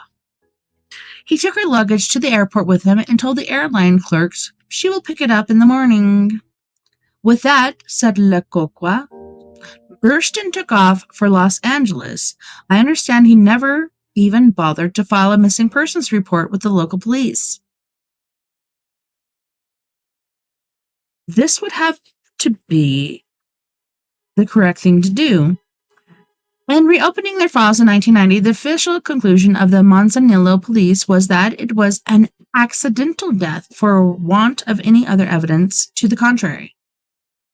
1. The police state that Carol Wayne's body showed up, no sign of physical violence.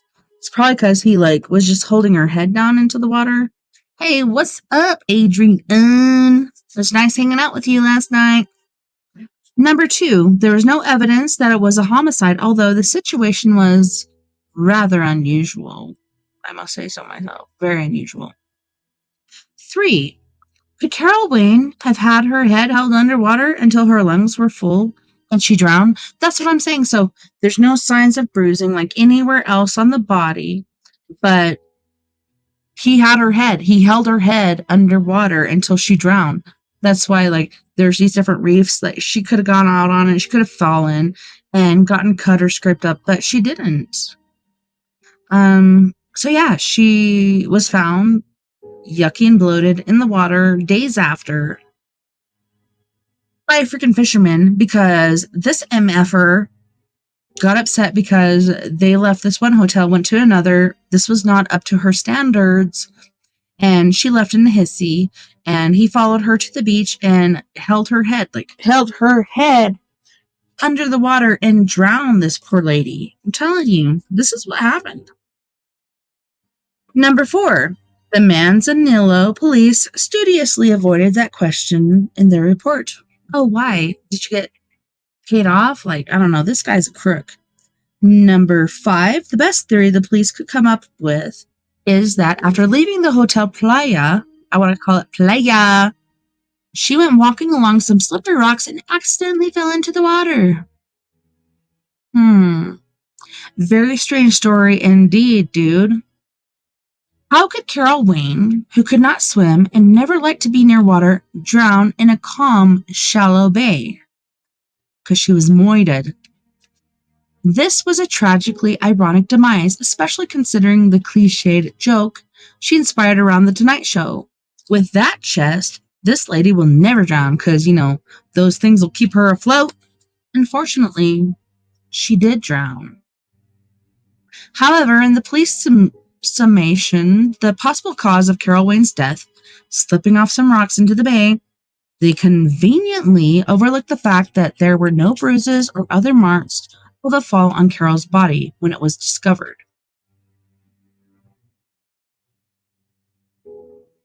Yeah, so she was at one hotel, and then it was all booked up, and they had one more night left in Mexico, so they went to the Hotel Playa, Mr. Adrian, and she didn't like it. She's like, "Why are you taking me to this scummy ass motel? I don't want to be here. I'm too good for this." No, she refused to leave the cab. So Mr. What's his ass? What the fuck was his name?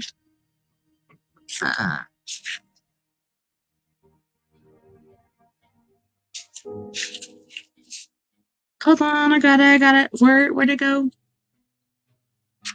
Hello.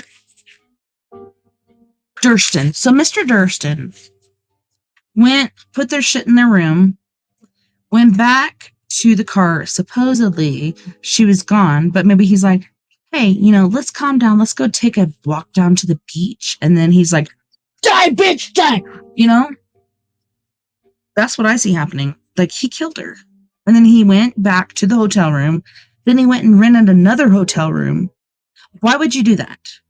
If your girlfriend was missing, wouldn't you stay at the hotel where she knew you were instead of being like, oh, I think I'm going to check out of this room and go to this other hotel over here? Fucking weird, dude. I'm telling you. Does not make sense. Like, this guy is guilty. Did you hear? Okay, you just came in, so you probably didn't hear, but his ex-girlfriend accidentally fell from the 6th-story fucking window in her apartment. Give me a break. All right, so she had slipped and fallen off the rocks. Surely there would have been some bruises somewhere on her body as she went down, said Manzanillo police investigator Arturo Reyes early in 1990. The investigation into Carol Wayne's death is still open, and we regularly review the case.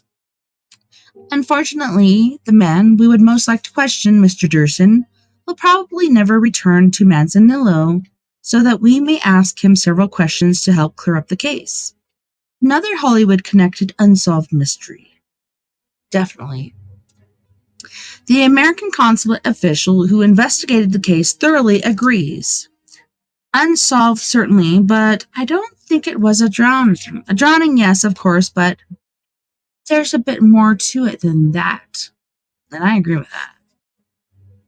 The official would not elaborate on that statement. She did drown, but it wasn't accidental and it wasn't suicide.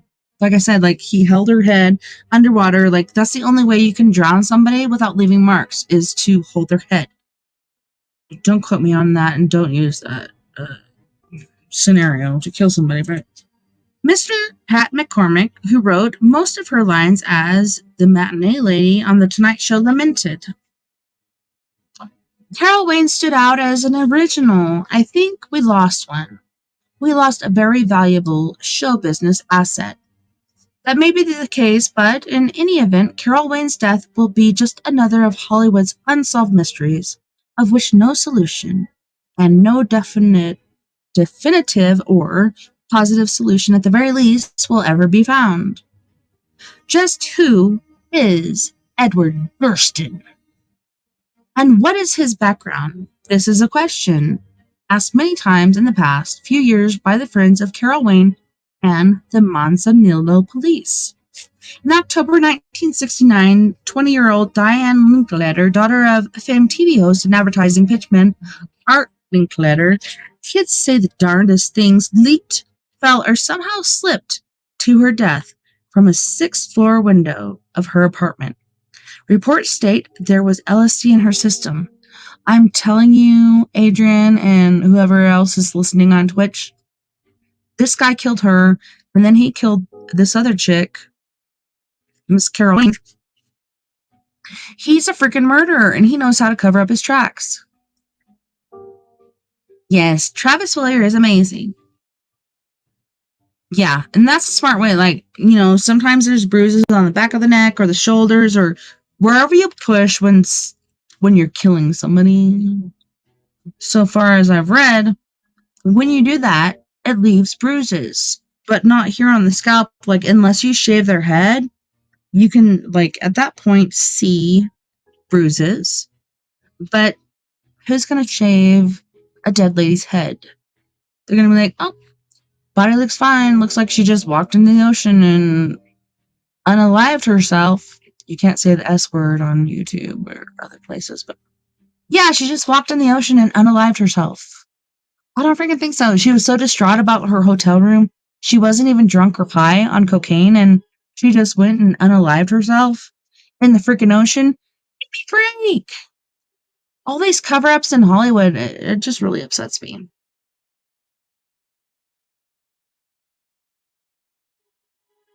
It wasn't suicide, said her father at a Sunday press conference following his aspiring actress daughter's death. She was not herself.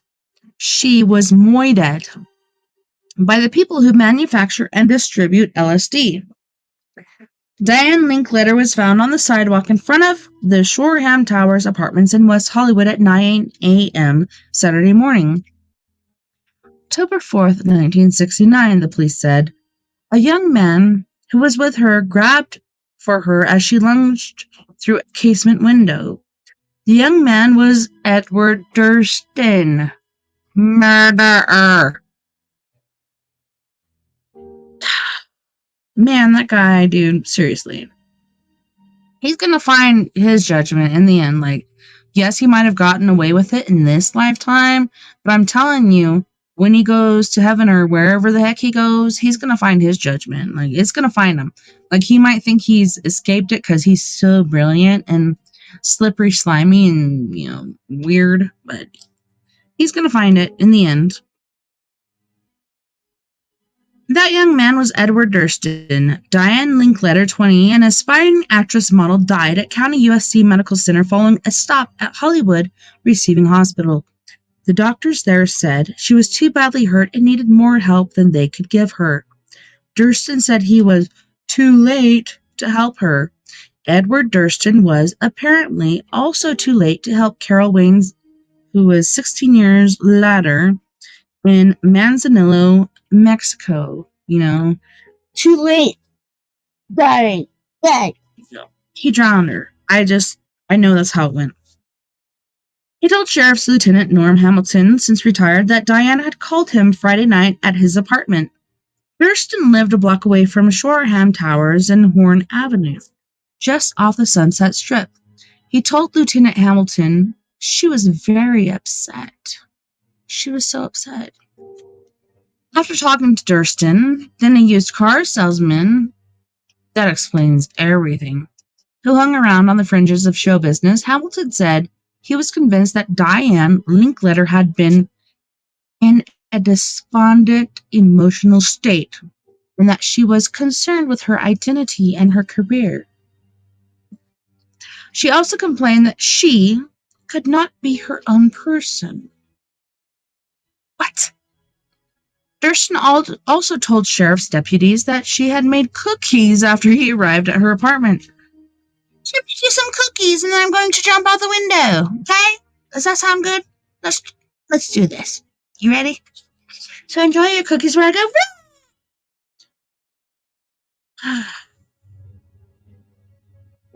She had made cookies after he arrived to her apartment about 3 a.m. and that they had sat up the rest of the night talking. Durston later related that at 9 a.m. Diane went into her kitchen and did not return. Minutes later, she was found below her kitchen window. Discrepancy.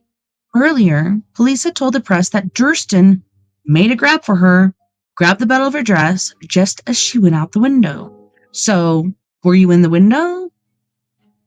Or were you in the bedroom? Where were you? So, your stories aren't adding up. So, you're saying, oh, well, I was in the bedroom, and she went into the kitchen, and then I didn't see her, and then I went out, and I was like, why is the screen broken?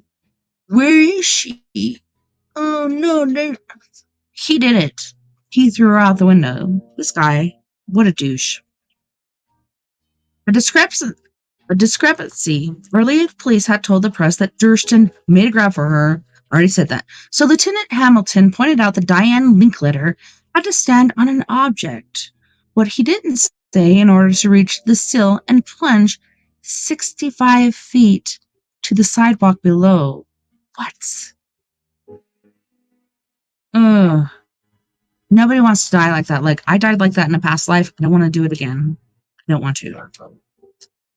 At the conclusion of his investigation, Hamilton stated, "We believe we have heard a true story from the witness, and we also believe we have a good idea of her condition before the incident. She was high on LSD, and she thought she could fly, so she just flew out the window. I don't freaking think so. Give me a break." Nothing, at least publicly, had been heard about Edward Durston until Carol Wayne's body was found floating in the bay at Manzanillo.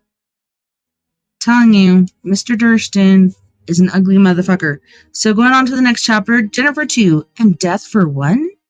So we have Carol with Dennis O'Keefe in a scene from Topper Returns for Hal Roke and United Artists. Look at these beautiful people. Aren't they beautiful? Yeah. So that'll be next Sunday when we do story time. On that note, boys and girls, we are going to go to our second music break. Oh man, I don't know if you guys saw this, but Lily made me a UFO. So there's a little thing here. There's a UFO, and then there's a cow saying "Meow." So she just made this for me just recently. Thank you, Miss Lily Peterson, for making me such a beautiful little UFO.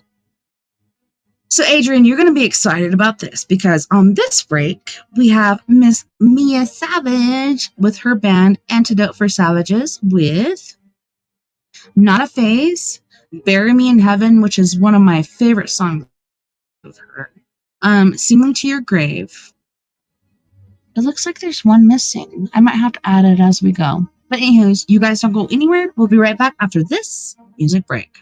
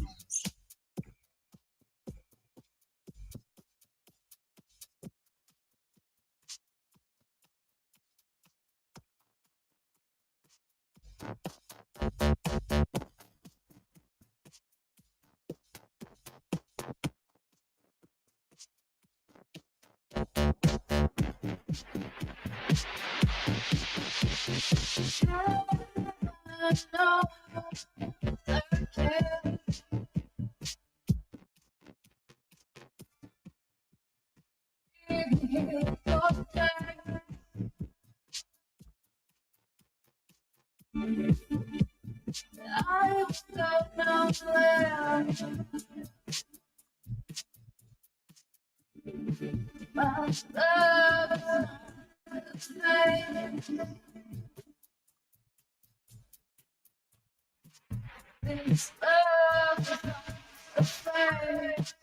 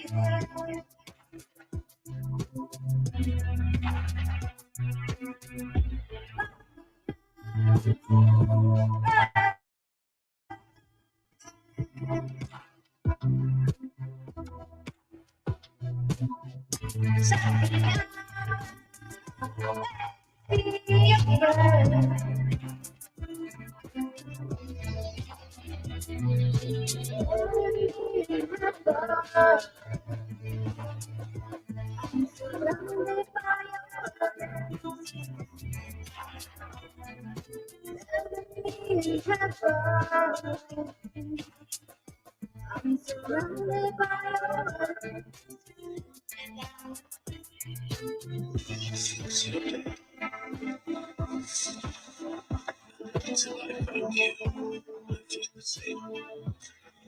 That ransom letter.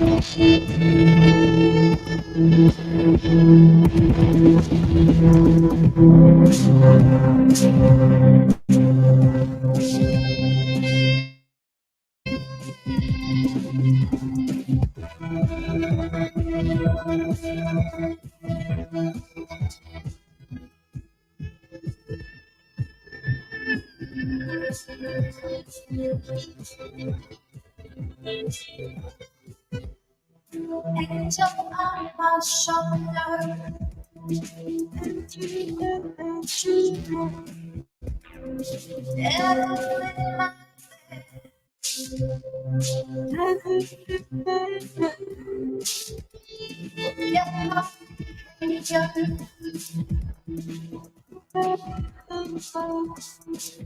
Take me one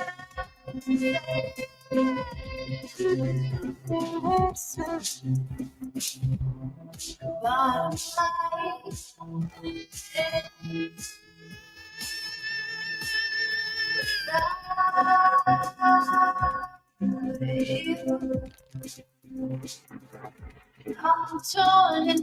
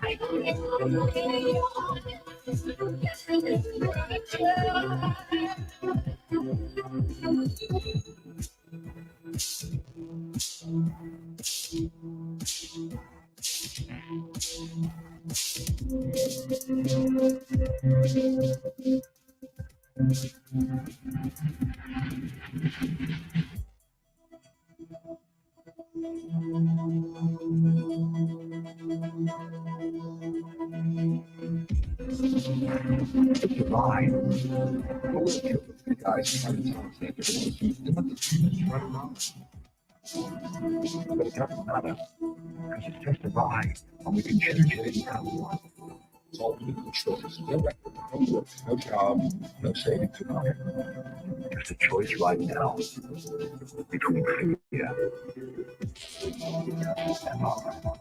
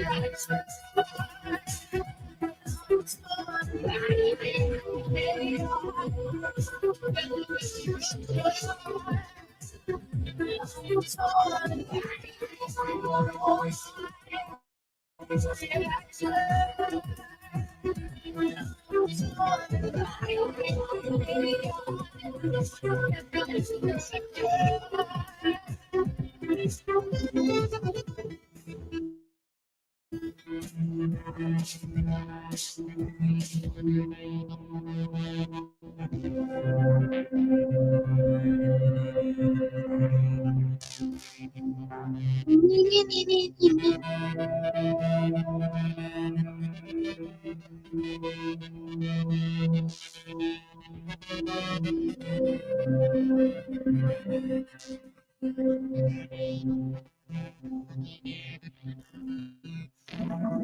a choice right now between fear and love.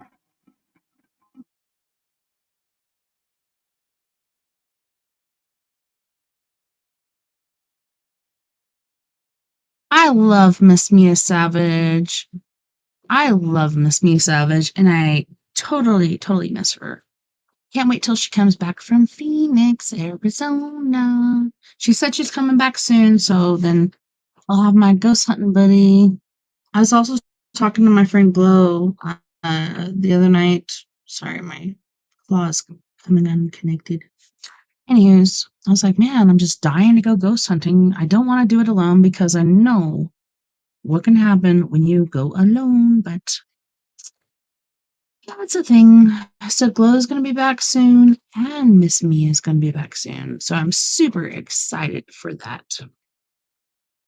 Anywho, thank you so much for joining me for story time and reading this book that we've been reading from. During this third hour, we're gonna check out some spooky videos. What do you guys think? You want to check it out? So I have it pulled up. Let's share the screen. And let's go. Want to talk about back in here we go. Free your mind and the rest will follow. Such a good video. You guys ready? Oh yeah.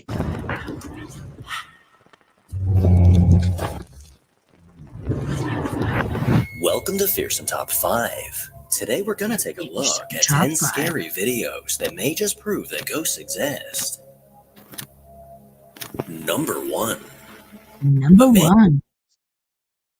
Make sure you go over to Fearsome Top 5, follow, subscribe, like. A man named Josiah was recently featured on the channel for the mysterious... Oh my goodness, what is this buffering about?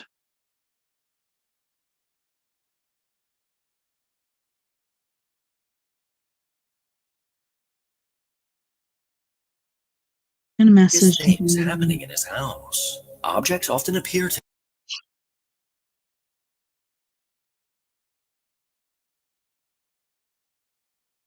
This is freaking frustrating. Physics as they move completely on their own.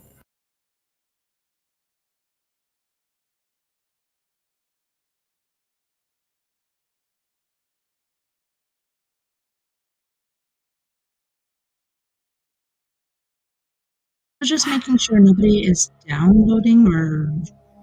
And I come back and something is not...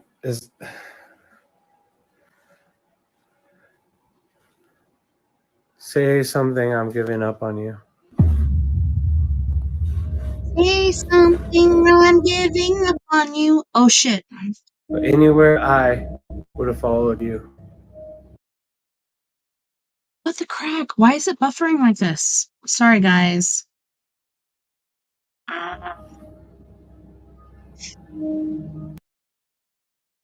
That's my kid, dude. Don't. Yeah, Enough. I love you. That's crazy. Don't be messing with the children's. It's serious. You're not serious. I mean...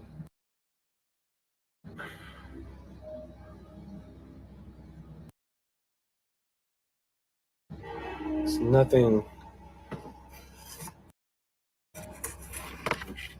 Actually, how the f*** am I gonna get that back up? Goddamn. GD, come on. Let's go. Josiah has been living I just asked Vern, like, please make sure nobody's downloading anything with like last activity weekend like when I this started for over 2 buffering. years now. And Nobody's an odd downloading a game, so... pattern he's noticed is every time he drinks alcohol, the activity Okay, so they always seems say to ramp up. when you partake Well, in just spirits, recently, after having spirits might partake of you. You never a know. few drinks, he noticed one of his kitchen knives was out of place. He then began recording, and this is what Holy happened shnikes. next. Okay, so I will say I'm stupid for drinking. That knife fell out of that little knife container thing.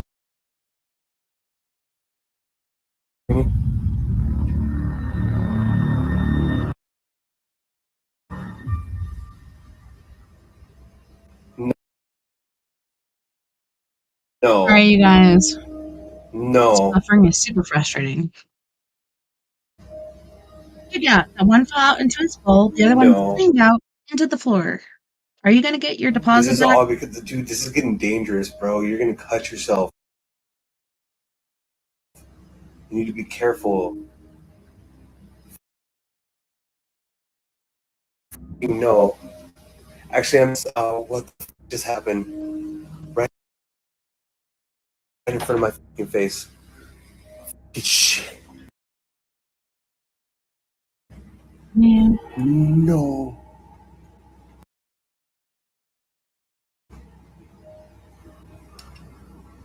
He didn't even clean it, he just puts it back in the knife case.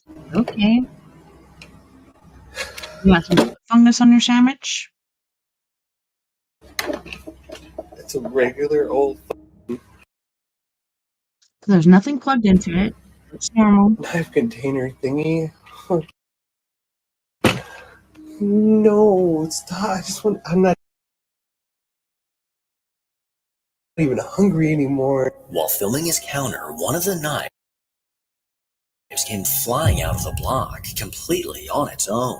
Appearing to get yanked out, the knife went flying before landing blade first in the wooden floor. Despite his normal joking attitude towards this activity, this terrifying moment was enough to freak him out. And now,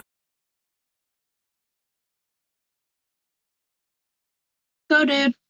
Hell. after this encounter, the activity in Josiah's home has officially gone from creepy to dangerous. My advice: ditch the metal knives and invest in plastic.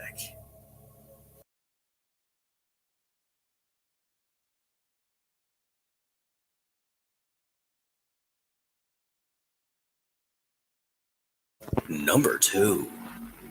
The brave soul. Number 2. Come on, brave souls, let's go. Let's do this. Let's get it. Investigator from the Midwest Ghost Hunter YouTube channel recently Oh my conducted god. an investigation at the haunted village of Bonanzaville. F you, CenturyLink. I'm telling you, like, Located in North it Dakota, 2 days ago, Bonanzaville is a museum and it's doing this. What the crack? featuring old historic buildings. Hauntings in this village have Oh no. Oh spread from a no. tavern to a mansion and even to a church. This is so irritating. Completely alone and in possession of the keys to every He's got the keys. Let's go, brother. This guy is pretty damn building, cool. Ian was ready to begin his investigation. With He's a part of like Southwest Ghost Hunters or something like that. Like, I think he's from Georgia or somewhere. reports of strange activity I wanna have happening him in on the the old show. telephone museum. This Ian is stepped foot inside, eager to see what he could catch. If there's anybody in this building,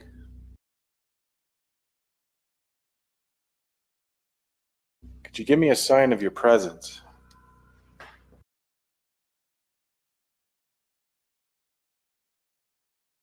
Could you show yourself somewhere in this building? so no uploading videos for the next like 25 minutes. Come on. I heard there was a spirit here that makes phone calls to the other buildings. Feels like a bad If you case can of hear me right now, hiccups. Say something, I'm giving up could you on make you. this phone ring? Bing, bing. Could you call this phone? And he's kind of like Franco, like he goes out there on his own. I learned my lesson from doing that. Like, I If had a you call it, walk-in I'll answer it. where I was like halfway between here and the reservation, and I had no clothes on. We can have a little chit chat. Not a good thing.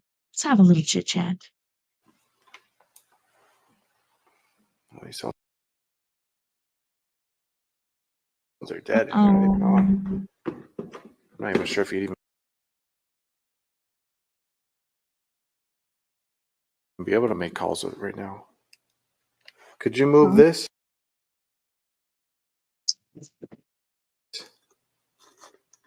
The rotary dial? Blink, blink, blink.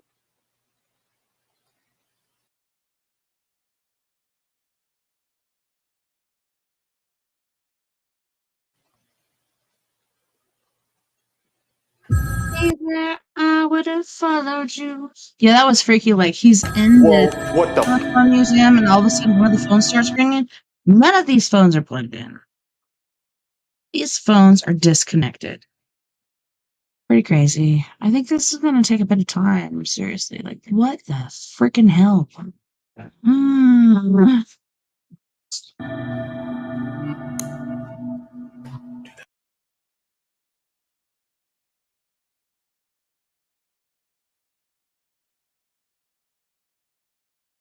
I don't know, guys. I'm sorry. I just paid the internet like 2 days ago, and it's doing this. I should have reset the router, I think, but I don't know. Is Floyd downloading something? No. freaking straight up phone ringing in that room? Is he doing something online? I don't freaking know. Holy crap, that scared me. Did you Oh, just make one yeah. of the phones ring in that room? Mhm. Yeah, they did. Come on. Coming from that room there. Oh my god. Okay, well, suppose let's go answer it. Because I missed church today, huh? I'm being punished by God because I missed church today. Because I stayed up too late with my friend Adrian and whatever. I nearly jumped out of my skin when I heard this phone ringing.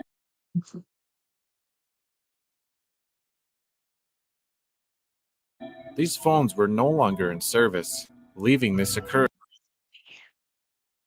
unexplainable. Holy crap.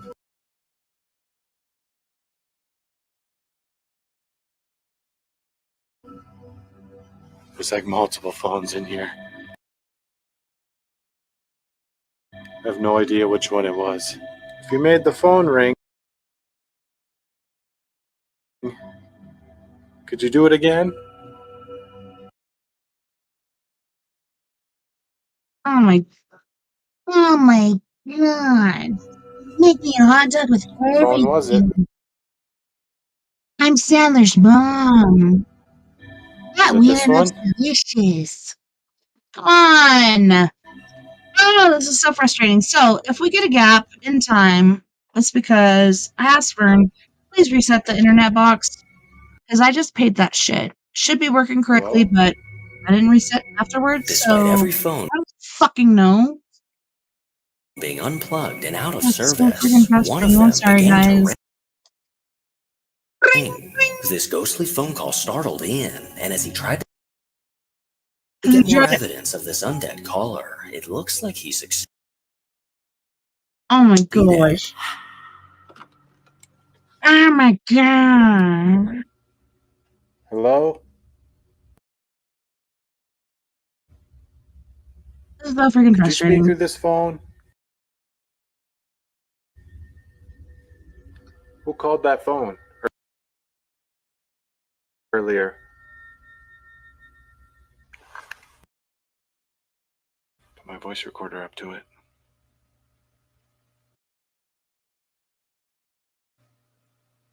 So if you get a big gap, that means Vern actually reset the internet box because he said it's been choppy out there all A night. faint Like whisper everything else has been going good except for can be heard on Squidward. the voice recorder. No, I it was cannot tell if it is actually but actually acted up. And when it was an hour and something minutes, it showed only coming from the 40 phone, minutes. or if it's in the room with me. It showed Either one. all night.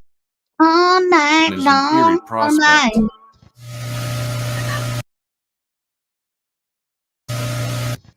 Telling you. Hello? A ghostly voice was called on his digital You recorder guys are hanging in saying there with me hello. because this is Wandering frustrating. So you being here and just hanging it out while this shit through is the buffering. village, Ian set his sights on the brass Amazing. rail Like I saloon, said, if we got a big gap, please just hang in there. I'll be right back. That means that known we're for having a heavy atmosphere and being full of paranormal. It's ridiculous. I shot that before the show. I even had to do a activity. reboot A on the previous computer. visitor took this photo, I don't know. Oh no! which clearly captured a ghoulish face peering out from behind a wall. And now Ian would eagerly attempt to make contact. If there's anyone in here, I Yeah, we're invite in you to here. come sit with me. Okay. I just want to get to know some of the How you doing? people that are here. I hear that there's a lot of spirits in this building. Lift this up. Could you walk up to this table and sit down with me? Spirit of I Halloween. mean, I didn't I'm bring any cards or in anything, Durango. If you want to partake, but you can go I broke in mean, that if place. you've got some, I don't know if you can in the afterlife, but feel Okay, free to so I'm gonna go back here. sit on this table here. My heart is on fire. Whoa. I'm gonna pause really quick I just heard that. and talk to you guys for a second. Do you have your Halloween costume planned? I actually ordered mine and I got it. And I'm going to be Elvira, Mistress of the Dark. All I need is like a corset to, prop these babies up. Otherwise, like, I got it. I even got the wig. And the girl that I caretake for, Tassie, she's like, why are you gonna wear a wig? This is so uncomfortable. I'm like, because I don't have bangs. And she's like, oh, I'll cut your hair. I can give you bangs. And I'm like, I don't want bangs. Like, I like my hair one length. I like to be able to slick it back, roll it up in a bun, whatever the fuck. But yeah, I got that 80s like Elvira wig. You can actually wash it too. So depending on how it is when I take it out of the bag, might have to wash it and press it. I don't know. Hopefully this shit works now, like with the pausing and the uploading and everything like that. Hopefully this works out better. Please, please, please.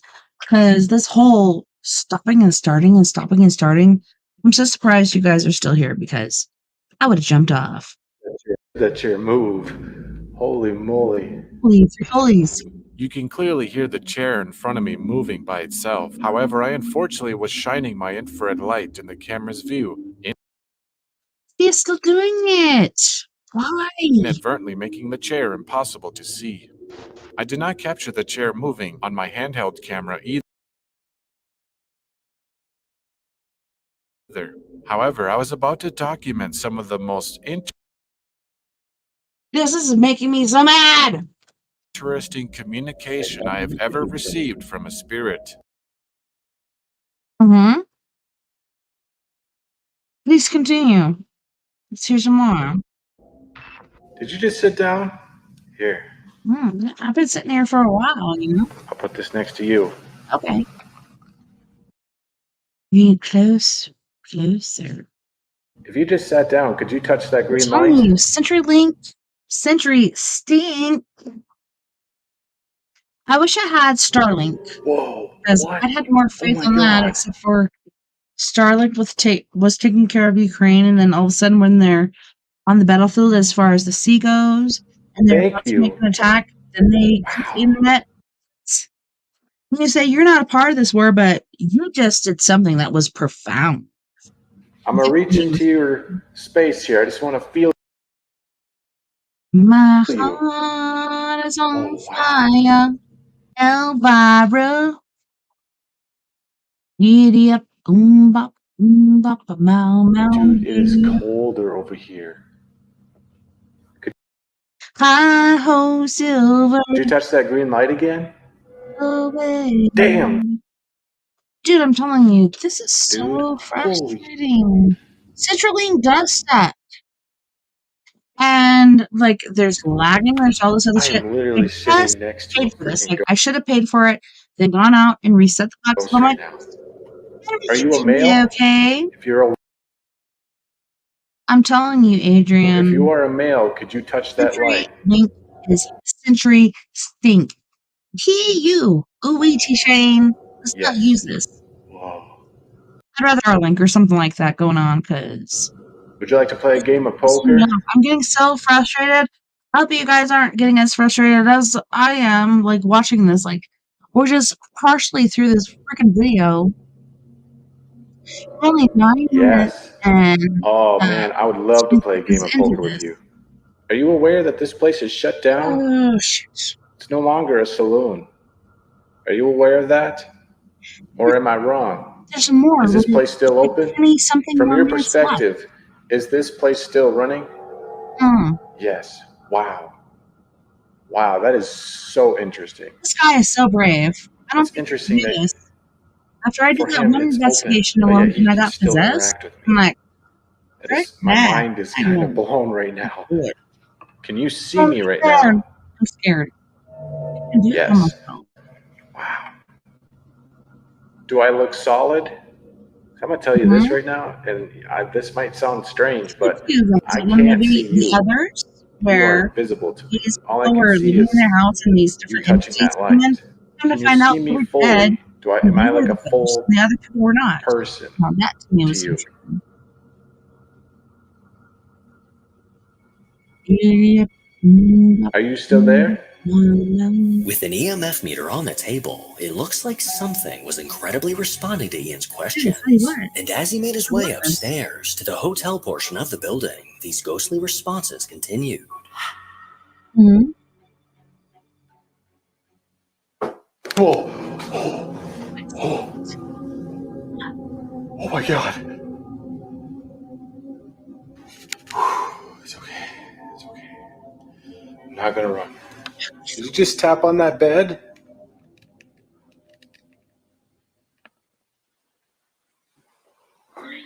Oh! What did you just say? Oh my god. What did you say? I just heard that. Jesus. What did you say? That scared the living daylights out of me. Holy moly. Dude. That was a freaking voice. I heard it so clear on this voice recorder.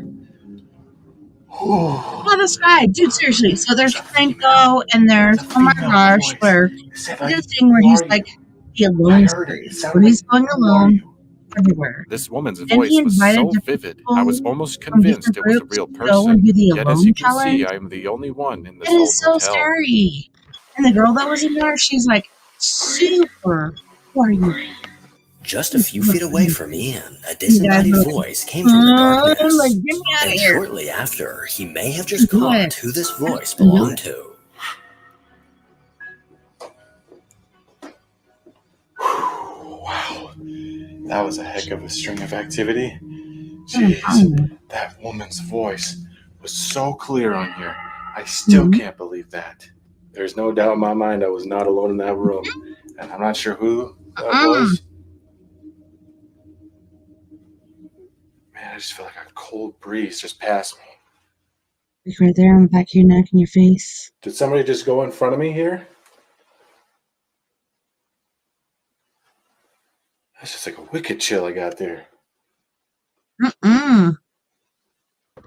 Just seconds after I walk out of the room, a mist-like form appears from thin air.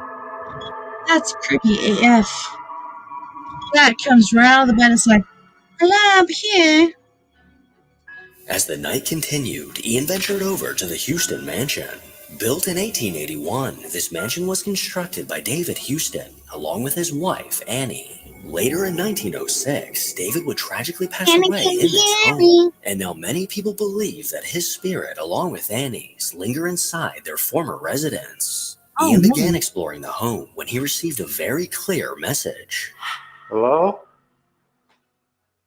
Is there Hello. somebody up here? He's shaking. Can you see it? He's shaking. Okay, I thought I Would heard be something too. up I'd be here. so scared. I cannot do this by myself. This is my house. Pretty sure that's what he said. He heard it. He was going up. He's like, "Oh hell no, ain't gonna do that." This Kind of deep village and out. gruff man's voice sent shivers down my spine. I'm telling I you, dude. immediately It's felt a fucking strong crazy. presence, and the atmosphere became heavy. After analyzing the audio, the voice sounds like it is saying, Oh shit! I just lost it. Oh man. Oh man. Share screen. Giddy up. Bop, bop, meow, meow. So yeah. So for Halloween this year, I'm going to be Elvira, Mistress of the Night. We're gonna go back to this video. Hopefully we can find our place there. She's so freaking beat.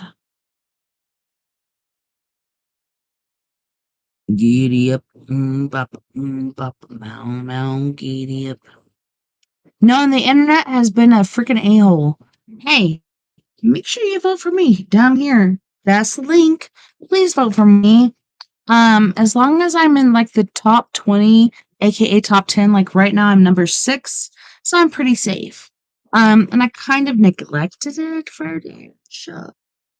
But I'm telling you guys, seriously, please vote for me. Face of horror, and people are like, you have such a beautiful face. Why are you saying face of horror? Okay, so I'm supposed to go head to head with Jason Voorhees and fight with that MFer. And yeah, telling you. Tell you what. There's some crazy ass things gonna go on there.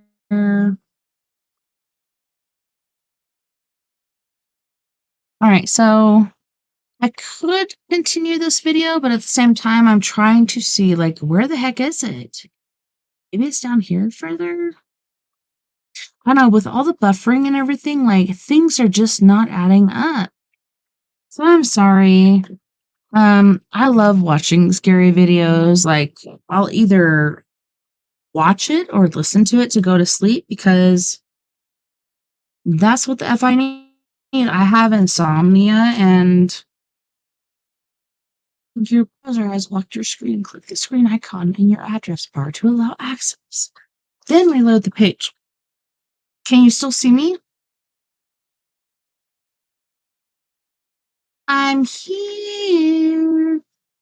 But anywho's like, so the chick that won it last year, she's very heavy set.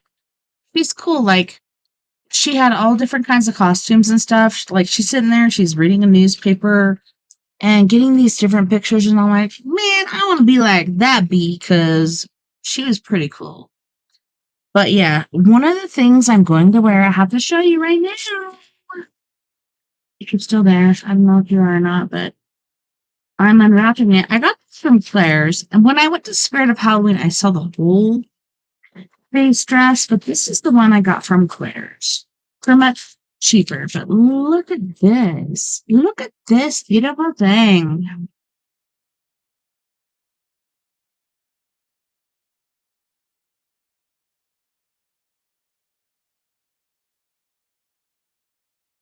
Seriously, like, that's pretty cool. And in pictures, like, I'll have my hair down and I have a skeleton costume I could be wearing. Like, that's pretty badass. Like, I like that. I like the different earrings I've gotten. To me, it's pretty interesting and intriguing, but yeah, I just got a doing in my headphones. But look at that. Like, I could even add some, like, flair. I can add some, so here's the nostrils. Oh, nosy one's a booger. Anyways, I can add some silver, something there and do something else with this. And then I found some different earrings at Claire's that were super freaking cool. I was hoping when I went to Spirit of Halloween, they'd have those daggers that I bought with the blood dripping off of them. I woke up one night after the show and I had one in, one out. So I put the one on my countertop and it was still whole in here, but it was kind of meshed up. I'm wondering where the other one went. All I gotta do is clean house, do some extra deep cleaning, and figure out what the frack happened with that. I don't know, you guys. But please vote for me, right here. Vote for TessaTNT, the face of horror. If you could, vote for me. I will go head to head in Rue Morgue magazine and get to fight Mr. Jason Voorhees, aka Kane Hodder. Glad he's still in the industry. He's such a cool guy. But you go to afaceofhorror.org/2023 / Tessa-Thomas-Peterson. I actually had 2 accounts because I didn't hear anything back when I did my first one. So I had 2. And one was me as a skeleton, being but it was flipped around. Yeah. That's what I'm saying. What do you think? What do you think? Well, thank you so much once again, you guys, for hanging out with me on We Are Paradox Media's Late Night in the Rockies. Thank you to all of our friends on We Are Paradox Media's Facebook, Twitter, Twitch, YouTube, KPNL Radio, Twitter, Spreaker, iHeartRadio, and wherever the hell else you're listening. Beyond the Omniverse tonight. I had a wonderful time this evening, and I can't wait to do it again. Next weekend, we have Mr. Troy Bacon.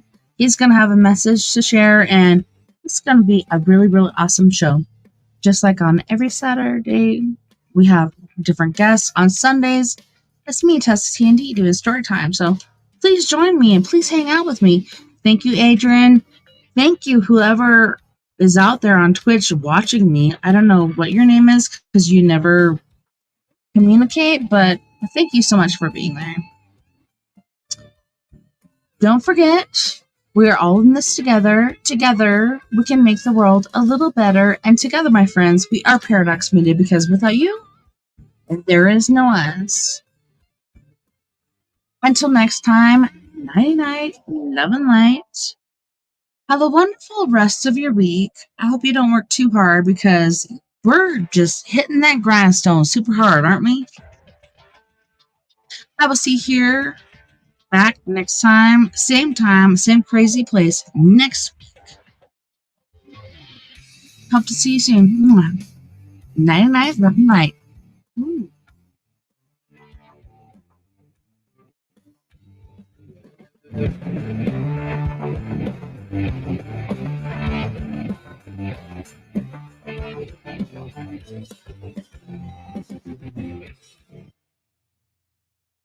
Thanks for hanging out, Adrian. Thank you, my Twitch friend, who I don't know who the crap you are, but it's pretty damn amazing that you're here. I don't know who you are, but thanks for being here. Definitely. Let's get our chopsticks out.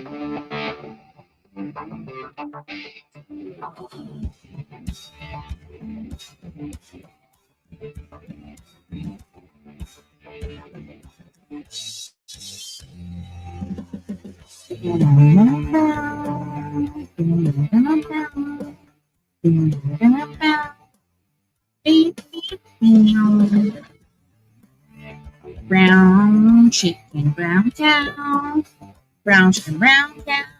Chicken, brown cow, cow. Chicken, brown cow. Oh yeah. Super hot and crazy. What?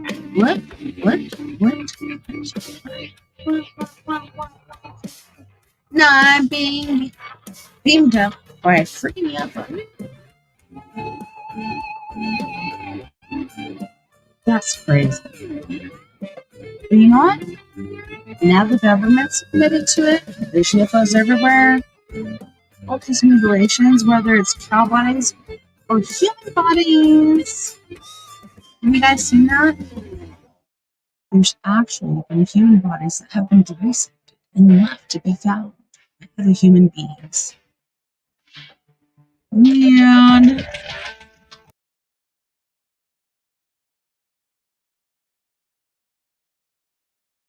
Goodbye, David Rockwood Who. Thank you for joining me, Mr. Twitcher, who I don't even know.